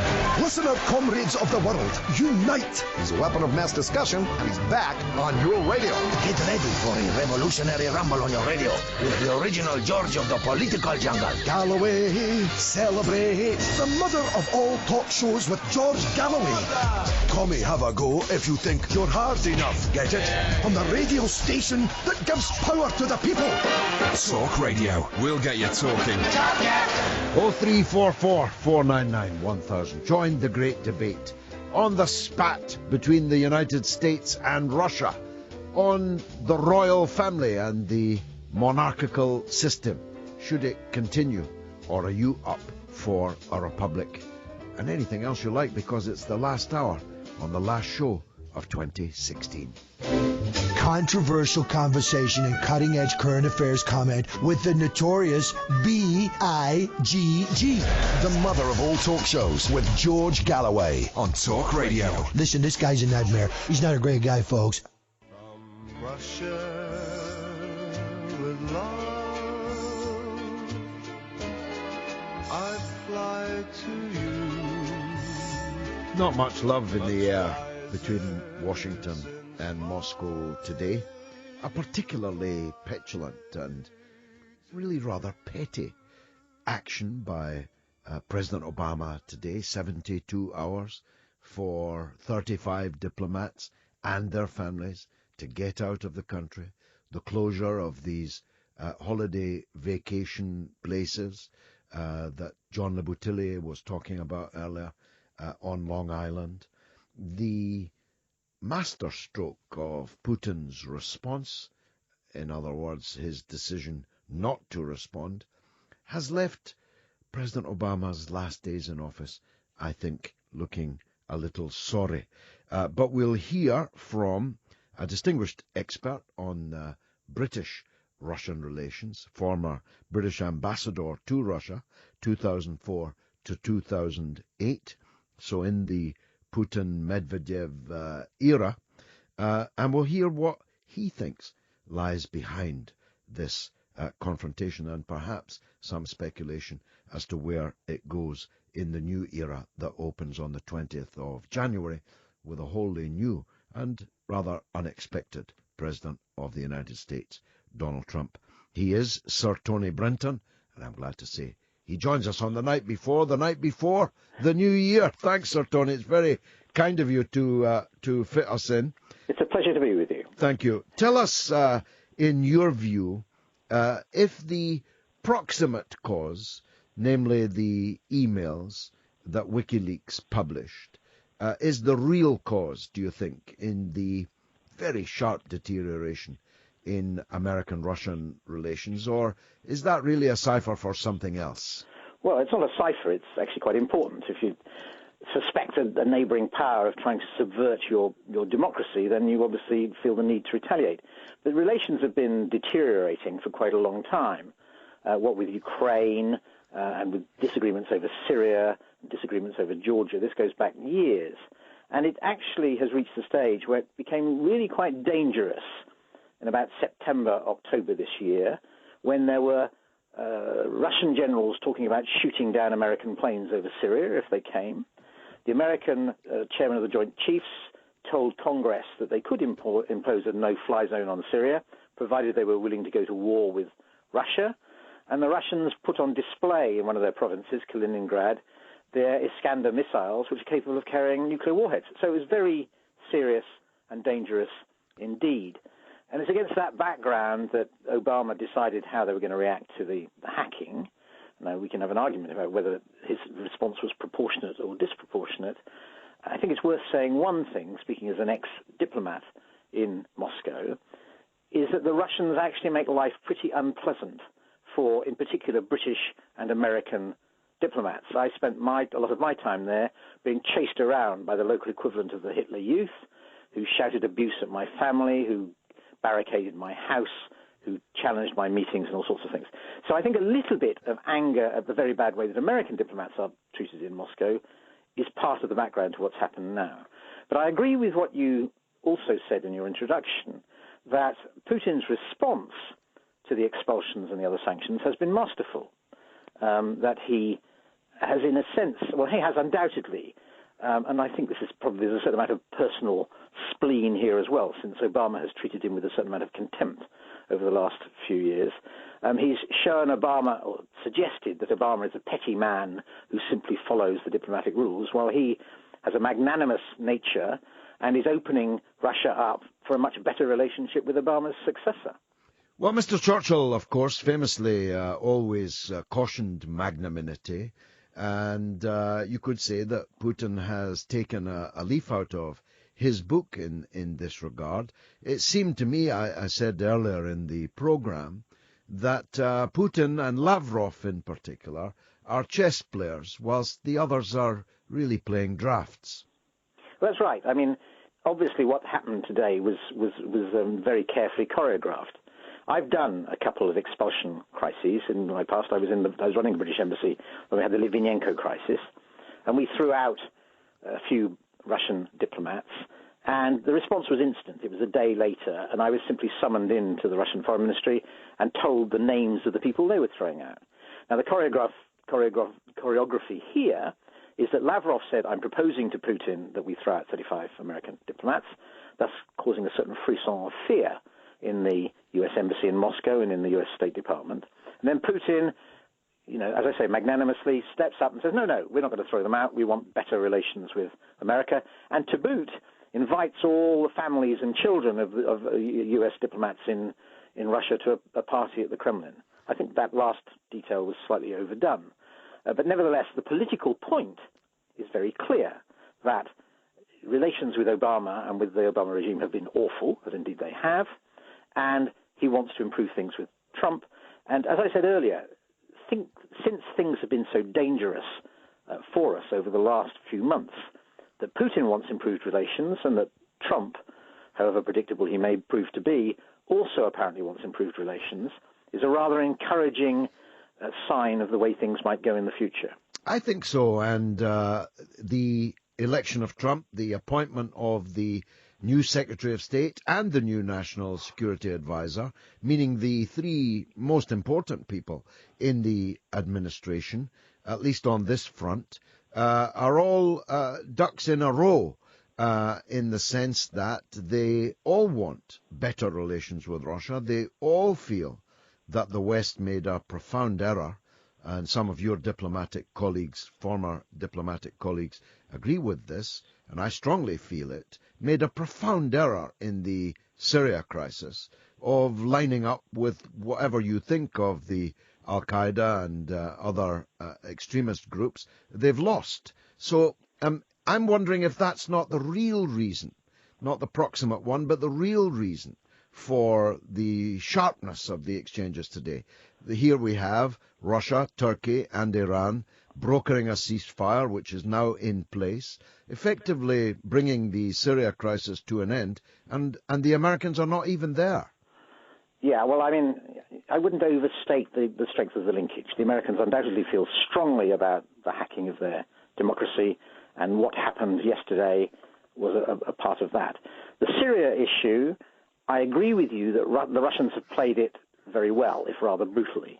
Our policy, I agree with you again, has been a complete mess. And we got into a hopeless complication between proclaiming that Assad must go, but also resisting the core of the resistance in Syria, who are Islamists for very good reasons. Whereas Putin was much clearer. He has a much worse, actually, Islamist problem than we do. And he was very clear that the only way to prevent Islamism taking over Syria was by saving Assad, which effectively he has done. He has shed a lot of blood in the process of doing that, it has to be said. And Assad himself is not a choice bundle of goods. He's an extremely unpleasant, brutal dictator. But nevertheless, he has put himself in pivotal position in Syria now, and he has achieved the ceasefire that we saw announced yesterday. It's a huge success, without doubt. It has to be said, however, that Syria has seen two previous ceasefires within the last year, both of which have quite rapidly broken down because of the hatred and the mistrust between the various factions in the Syrian conflict. Putin himself described the new ceasefire as fragile. It's going to take a lot of work to make it work, and we have yet to see how durable this success is. Let's move on to the general. You alluded, and quite correctly, I think, to the unpredictability of Donald Trump. I have the view that we can't know what he's going to do because he doesn't know what he's going to do. I hold the view that he doesn't even know what he's going to say most of the time until he finds himself saying it. Do you think the new Secretary of State is sufficiently experienced to temper some of the inherent dangers in that? Yeah, I mean, I don't know Trump, but what I do hear suggests you may be right, that he has a very different approach to saying things that he instantly thinks, which is not on the whole how you can behave when you're President of the United States, and not really thinking things through. There are people in the British government with similar problems, it has to be said. But anyway, he's about to be president. He has had the good sense to surround himself with really quite competent figures. And in particular, the appointment of Mr. Tillerson as Secretary of State is very encouraging. Tillerson has been dismissed by a lot of people as being sort of in the pocket of the Russians because he's done quite a lot of oil business with the Russians. My instinct is that there's a mistake there. You do business with the Russians, you don't end up in their pocket. You end up knowing exactly how difficult it is to do contracts with the Russians and make them stick. And it seems to me he's the ideal guy going forward.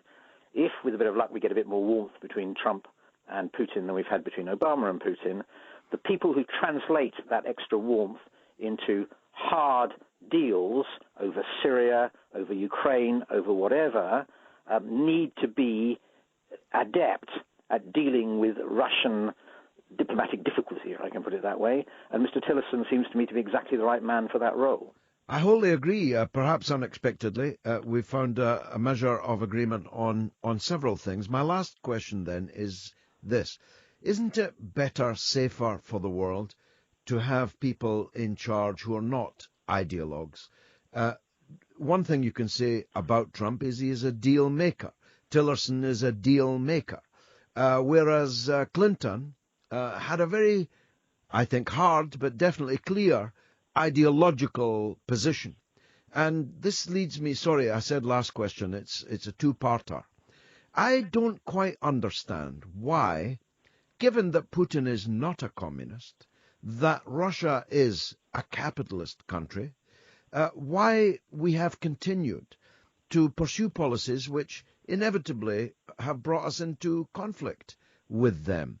Wouldn't it have been wiser, after the fall of communism, to embrace Russia and bring it into the fold, into NATO, into the EU, into all the various multilateral organizations? Why did we, I think, make a conscious choice to continue a confrontation with a country that no longer had an ideology? Well, I mean, a couple of points there. First of all, I don't think it's right that we, the West, are entirely responsible for the way that Russia has gone. After the collapse of the Soviet Union, you have a resentful, post-imperial, angry, and actually impoverished state, which produced some pretty poisonous politics. There was an extreme right who looked at those they were going to take over at one point, produced an economic collapse. It is not surprising, really, that they produced an embittered approach to the rest of the world, which was going to create problems for us in any case. Now, we made huge mistakes. We should never have expanded NATO in the way we did. We should never have cavalierly gone ahead with our war in Kosovo in the way we did. So we contributed to that, but I think we would in any case have had real difficulties. At various points, it looks as if we were going to come out of that. In particular, when Putin became president, he was talking about Russia joining NATO, he was taking on Western economic advice, he was reforming Russia, and it looked as if things might go in the right way. Now, it slid off course, and as you say, all of the old ancestral attitudes, the old generals came out of their cupboards and said, yeah, Russia, Cold War opponent, we must bash him in any way we can, and the same was true in Russia. So you had the conflicts and the challenges that we now have. But I think Putin himself, whom I've met several times, is a pragmatist. He's not an ideologue, as you say. He is very committed to creating a strong Russia which is respected by other countries in the world, including Europe and the United States. And I think if we can find a way to offer him a measure of respect in a way that the Chinese have, for example, and we have not, it would be possible to find much better ways of cooperating with Russia on important issues where we need to work together, like dealing with Islamism. Well, I entirely concur with all of that, as I say, perhaps unexpectedly. Sir Tony, I wish you a happy new year to you and your family, and I'm very pleased that you came on the show tonight. So let's see who would like to join in the final 40 minutes or so of the show. 0344 499 1000. Call me have a go if you think you're hard enough. Get it? The mother of all talk shows with George Galloway on Talk Radio. We'll get you talking. 0344 499 1000. Or you can tweet me at George Galloway, at Talk Radio. Ricardo Picasso has done the latter. We're told all the time, he says, that most Brits support the monarchy. Let's see about that and put it to a vote. My thoughts entirely. One more before I go. Again from Ricardo. Mutual stubbornness is the making of war. Peace always begins with someone extending a hand of friendship. And Nami Dehya says, such a brilliantly informed call from Laura. Radio for the informed. Talk Radio. Indeed, Nami, some wonderful calls tonight, and two great calls from women, Lauren and Lisa. Let's hear from James in Hendon. Go ahead, James. Evening, George. How are you? I'm good, sir. Thanks a lot. Go ahead. Yeah, no, I just wanted to say I enjoyed listening to you give Mark a good hiding in Battersea earlier about Russia. Well, he didn't have the bottle to call. Maybe he's out or something. I don't know. Yeah, perhaps. I just wanted to ask you a quick question, actually. I know you would like better relations with Russia, and perhaps that will happen with Trump. But I just wanted to know, obviously, if they are just another capitalist country, they seem to support a lot of things which I would have thought you're opposed to, because I know you want a more socially acceptable country, more fair for the people. If they're a capitalist country, how does that sit with you? Would you like them to change? Do you think they're different to us? I certainly would like them to change. I would prefer if Russia was a socialist country, but it isn't. That's why I can't understand the hostility to it from other capitalist countries. And we just had a very distinguished former British ambassador, a knight of the realm, agree with me on that. It was not necessary to make Russia an enemy after the collapse of communism and the breakup of the Soviet Union. Yeah, I agree. There are just some things that do worry me about Russia, and I'm a fan of unilateral nuclear disarmament. Obviously, they have weapons just like we do, and they've been involved in foreign wars just like we have. So I don't see them as a paragon of virtue. I've never claimed that they are. No. No, of course not. It's just difficult to know. Well, the Yugoslav war was a profound mistake. The attack on Iraq, a profound mistake. The destruction of Libya, a profound mistake. The policy in Syria, a profound mistake. And Russia was on the correct side of all those arguments. Yeah, no, I do agree. It's an interesting time, isn't it, in politics at the moment? It's very interesting. I'm looking forward to the new year immensely, I must say, both at home and abroad. And certainly with the mother of all talk shows, we're not going to run out of things to talk about, James. Yeah, the other thing, just a quick one. I also listened to LBC. I know you used to present there. And I heard, of all people, someone you might admire, I'm not sure, James O'Brien, sort of lambasting Jeremy Corbyn, saying he just doesn't want to rule, he's not ready to rule. I just don't understand why he wouldn't be on his side. He has a very peculiar enmity towards Corbyn, which really doesn't square with many of the other positions that he takes. I really don't know why. Anyway, I no longer listen to LBC, and I advise you to stick to Talk Radio too. James, thanks for the call. Happy New Year to you, my friend. Let's go up to Scotland, from which I've just returned, and talk with David in Stirling. Go ahead, David. Hi, George. Hi. Pleasure to talk to you again, mate. I would just want to say that was brilliant, your alternative Queen's speech earlier on there. Yes. That was class. I agree with Ricardo Picasso. You know, they keep telling us everyone's in favour of the monarchy. They used to tell us everyone was in favour of the European Union, and they got a rude awakening. Maybe they would again in a referendum on that. Well, they're the biggest benefit scroungers in Britain. Come on. Well, I unusually for me, understated the cost of the Buckingham Palace refurb. It's actually £369 million just for the rehab of just one of the royal palaces. That's crazy. And they're looking to do the rest of them as well. Yeah. Well, I'm sure, yeah. They're talking about redoing the British Parliament at Westminster at a cost of several £billion. Some estimates as much as £8 billion. Well, the Queen's the richest woman in the world. How can she not just get into her purse and well, go exactly. pay for that? You know what I'm saying? I don't know if she saw that Netflix series, The Crown. Oh, no, I wouldn't watch anything like that. Well, I thought that too. But actually, it's a history of Britain from the late 40s to date. I haven't reached the end of it yet, so it might turn sour for me. But the early part of the late 40s onwards, the Princess Margaret crisis, for example, which I had largely forgotten, was, I think, a real indictment of the idea of royalty, of a monarchy, even if the family concerned were, fantastically accomplished, which this family is not and never has been. No. But then that's your media, your mainstream media that's putting that onto people. See, on Christmas Day, I switched the TV on. Now, I don't mind a bit of the breakfast TV just to catch up exactly. There's some things that they do tell the truth about, like George Michael dying and things like that, which was a shame. Indeed, yes. That goes out to his family.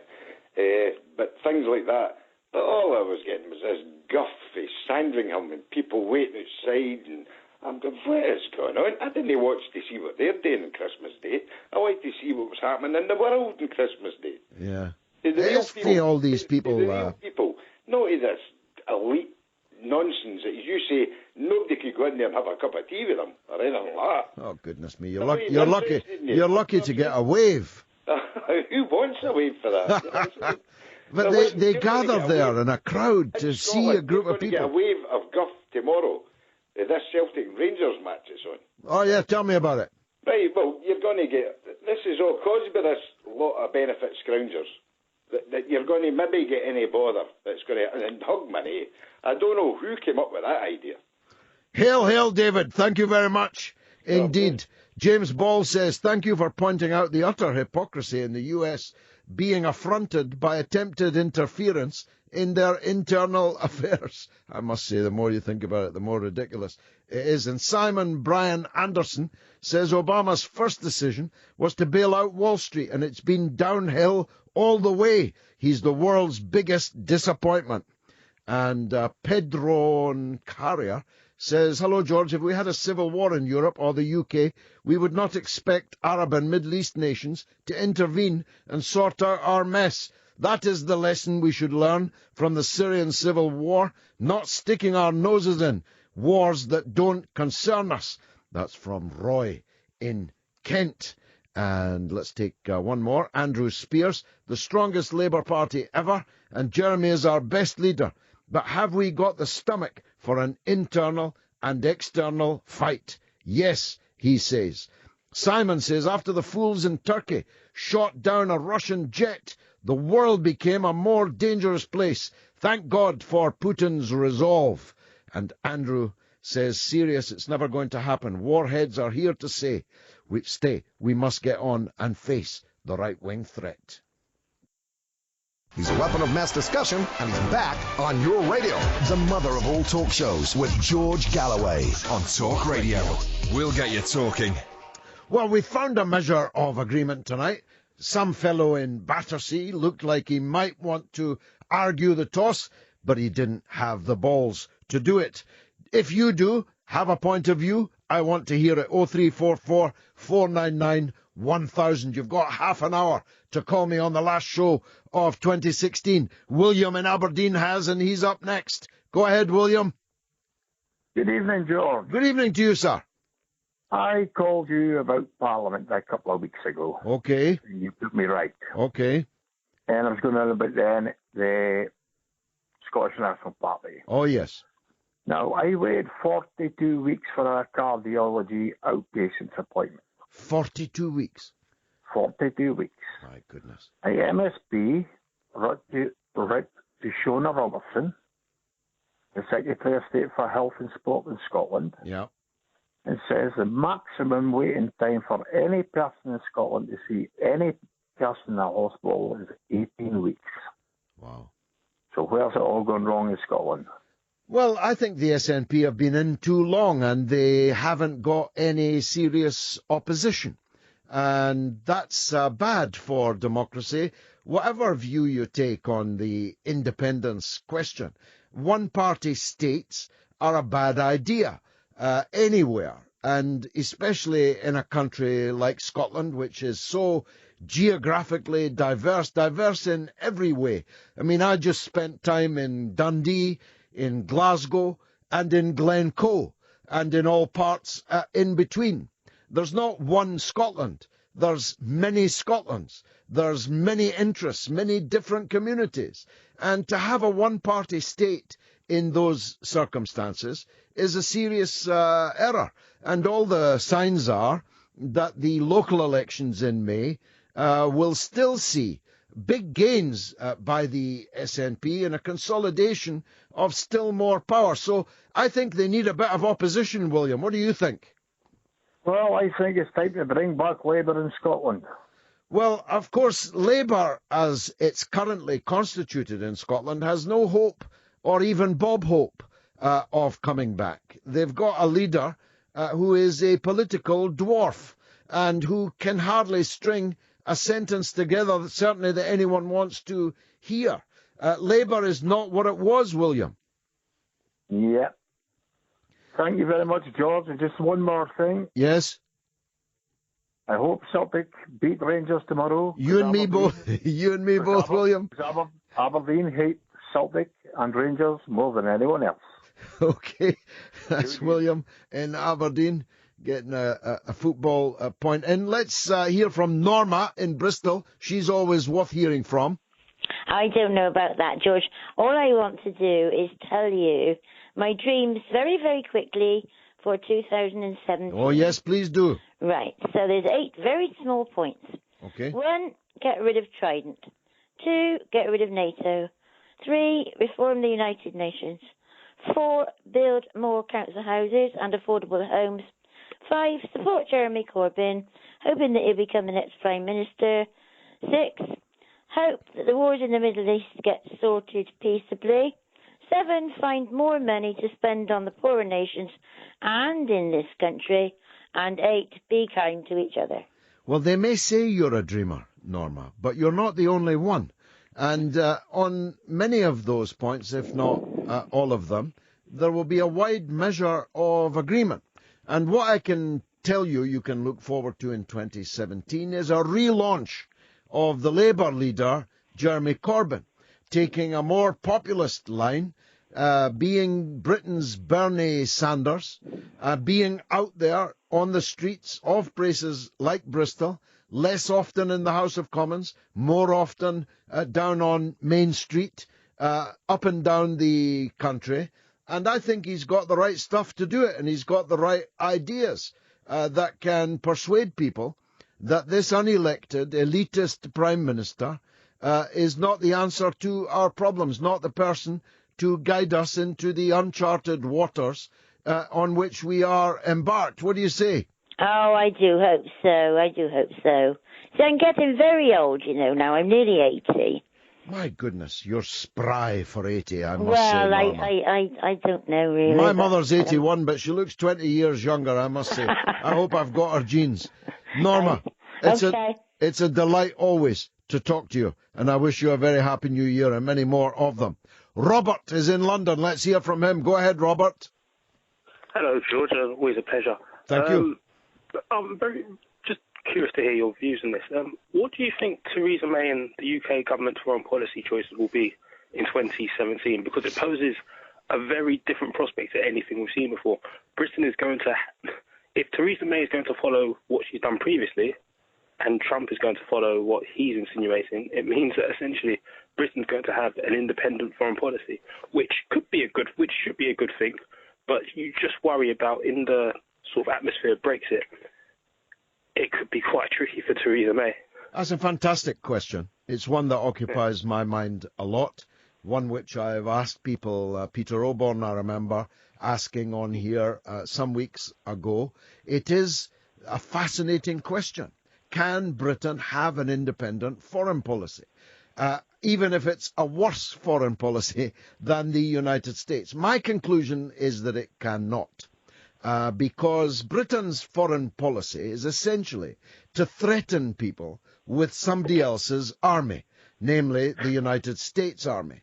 And that's the basis on which we have belligerently become involved in all kinds of foreign entanglements. If the US Army and the US government is no longer in belligerent mood and is taking a better line on foreign affairs than us, it seems to me that we'll have to fall in, Robert.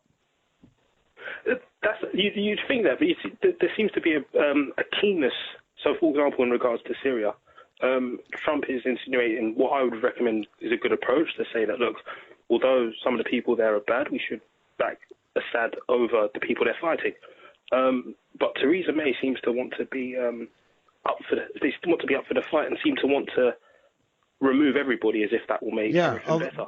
And the reason why I find that so curious is because if we're going to be in Brexit Britain, unless she sort of her viewpoint is more supported by European partners, and I don't see it as being conducive to getting a new good trade deal or having a good trade relationship with America, if she then takes a big foreign policy stance in opposition to Trump, which then makes her Brexit negotiations even harder, because which then means that she's more reliant on the EU per se for other issues, which plays into the whole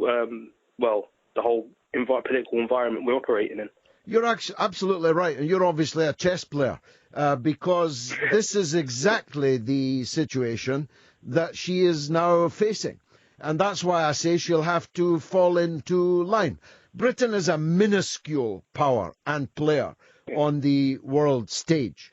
I mean, short of a nuclear war in which we launch our weapons and then get completely incinerated in return, Britain doesn't have enough soldiers even to guard Buckingham Palace.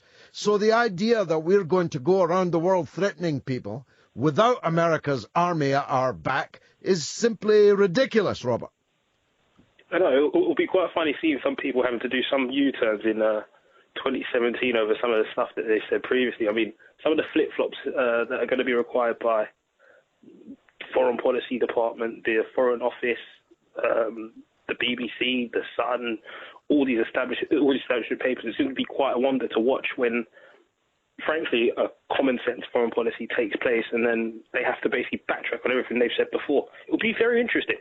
We never thought that the day would come where an American president, a Republican president, would have a better foreign policy than a British Prime Minister, did we? Couldn't make it up. Robert in London, thanks. Great call. Fra's in Belfast. Let's hear from him. Go on, Fra. George, how are you? I'm good, thanks.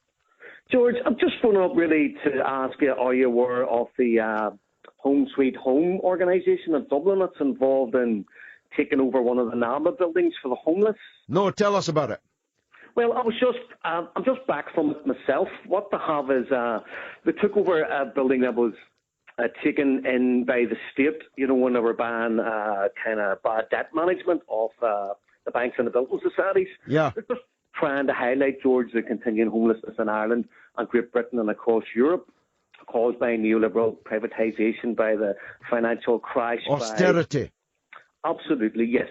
And by the financial crisis of 2008. There are thousands and thousands of homeless families in Dublin and around Ireland in total, and yet there are something like 50,000 houses lying empty that are owned by the state, and there are up to 6,000 people homeless in Dublin, and there are something like 140 to 150 per night who there aren't enough hostel shelters for. So a group of activists have come together, taken over this building that's owned by the state, because what they're trying to say is the state has an obligation to house the homeless. The state has all this property not being used, and it's waiting to sell it off again privately, you know, to privatise a state asset a second time when there's people lying homeless in the streets. So I just wondered what your views are on direct action, on people coming together as members of the community, concerned about their other brothers and sisters in the community, many of whom are homeless because of the financial crisis, because of job losses, because of austerity, on the street being abandoned and ignored by their governments. Well, I'm all in favour of peaceful direct action to secure a roof over people's heads that wouldn't otherwise have them. And I've been involved in some of these occupations. It's simply unacceptable anywhere in the advanced capitalist world that we have people without a roof over their head. And homelessness is growing in Ireland, outside of Dublin now, even outside, in places that it never existed before. And we spoke, I think, last night about the queue of thousands and thousands of people queuing for food for Christmas from a food bank. You couldn't see the end of the line. The queue was so vast.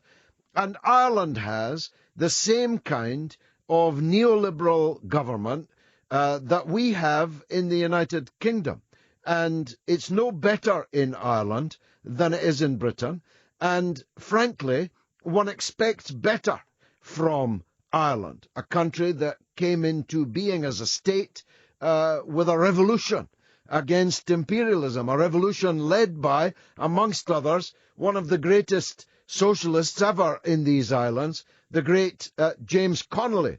It's somehow even more unpalatable when one sees it in Ireland than when one sees it in London, Fra. George, it's just sometimes, you know, it's almost like watching history repeat itself. I mean, I was thinking about this shortly after the last time I was talking to you, funnily enough, and what I ended up thinking was, I mean, we had the famine, which was man-made because of the fact that there was enough food, there was enough cattle, there was enough wheat, and there were enough potatoes in Ireland to feed the Irish people. Only because of a shortage in supply, that created greater demand and increased the profit, and that's why a lot of food was taken out of Ireland during that time, and that's why so many people died and emigrated. But so you kind of had like outdoor relief for the famine. Then you had the soup kitchens at the start of the 20th century. Then you had the Great Lockout, you know, in 1913 in Dublin, and you also had kind of people got out into the streets and the community coming together and sharing its resources. And you pointed out yet again that in 2016 we have another form of outdoor relief, which is the food banks. So you've gone from the charity house to the poor house to outdoor relief to a continuation of that through food banks. So nothing's really changed in any of the systems of government that allow that to continue. Well, that's what Connolly warned against, of course. He said if you hoist a green flag over Dublin and change nothing else, then nothing else will change. Absolutely. George, just one kind of last wee point. See what I noticed today or what I found. It was totally inspirational. And hopefully what's happening in Dublin, which was then copied in Sligo, will happen in other parts of Ireland, the north, the UK and abroad. What I saw today, and some of the facts and figures I picked up, they have received €160,000 in donations in 15 days. Now, that's a staggering amount of money. Yep. They've had over 3,000 people volunteer, and that's physically come down to the building and ask, can they help out? And they have over 500 professionals allied to medicine. They have like a doctor on site, emergency medical technicians. They have nurses. They have trained psychiatric nurses, obviously depending on the needs of the user groups that are using the facilities. They've got cooks. They have people that are involved in drug addiction. And what they're trying to do is not just get these people off the street and house them for whatever length of time they can, because the judges told them they must be out by the 11th of noon on the 11th of January. Otherwise, they're all liable to arrest anyone who stays in the building afterwards. But But the total support and love that they're showing for some of the most vulnerable people in our society is totally inspirational. And to see so many people giving up their time free of charge, spending 10, 12, 14 hours there, it's fabulous. Well, that's the real Irish people. Fra, I'm grateful to you for bringing that to our attention. That's Fra in Belfast. I need to take a break for some capitalist messages. Listener comrades of the world, unite! The mother of all talk shows with George Galloway on Talk Radio. We'll get you talking. Let's hear from Jamshed, the last caller of 2016. Go ahead, Jamshed. Hi, George. Nice talking to you. And you, sir? I was very heartened to listen to the full speech that John Kerry gave on Israel-Palestine. And did you listen to it? I did. What did you think? Well, it's a pity that he waited. Too late? Pity that he waited 7 years, 11 months, and 2 weeks to make it. Yeah, but the thing is that a speech and the transcript of it is a document that people can now refer to. I know the BBC won't refer to it, and they'll just talk about what the neocons want. But it was at least good that it was wide-ranging and very historical, don't you think? Yes, but I know Obama made a similar speech in Cairo 8 years ago, yes. And now Kerry has made one 8 years later. But in between times, they've done everything that they could to make the Middle East worse. No, I totally agree with you, but it did hearten me that the Secretary of the State said things that have not been said before. Well, that's true. I was very pleased about that. The other thing, another positive thing that I've got at the end of the year after such a miserable year was finding Tom Hartman on Sputnik Radio. He's fantastic. I listen to him every week. And I just learned so much about U.S. politics that you won't hear on our mainstream media here. So I urge people to, if they want to know what's going on in America, people from all over America phone up, and you get a totally different view of Americans than you do from our mainstream media, and like that comment that all Americans are stupid. There's a huge population in America that's very progressive, and Tom Hartman I looked him up on Wikipedia. He's done some great things in his life. He is. He's a very fine man, a very great man. Well, Jamshed, I said you were the last call. This is the centenary of the assassination of Rasputin, the lover of the Russian Queen. It's been marvellous, and I hope you all have a very happy and prosperous 2017.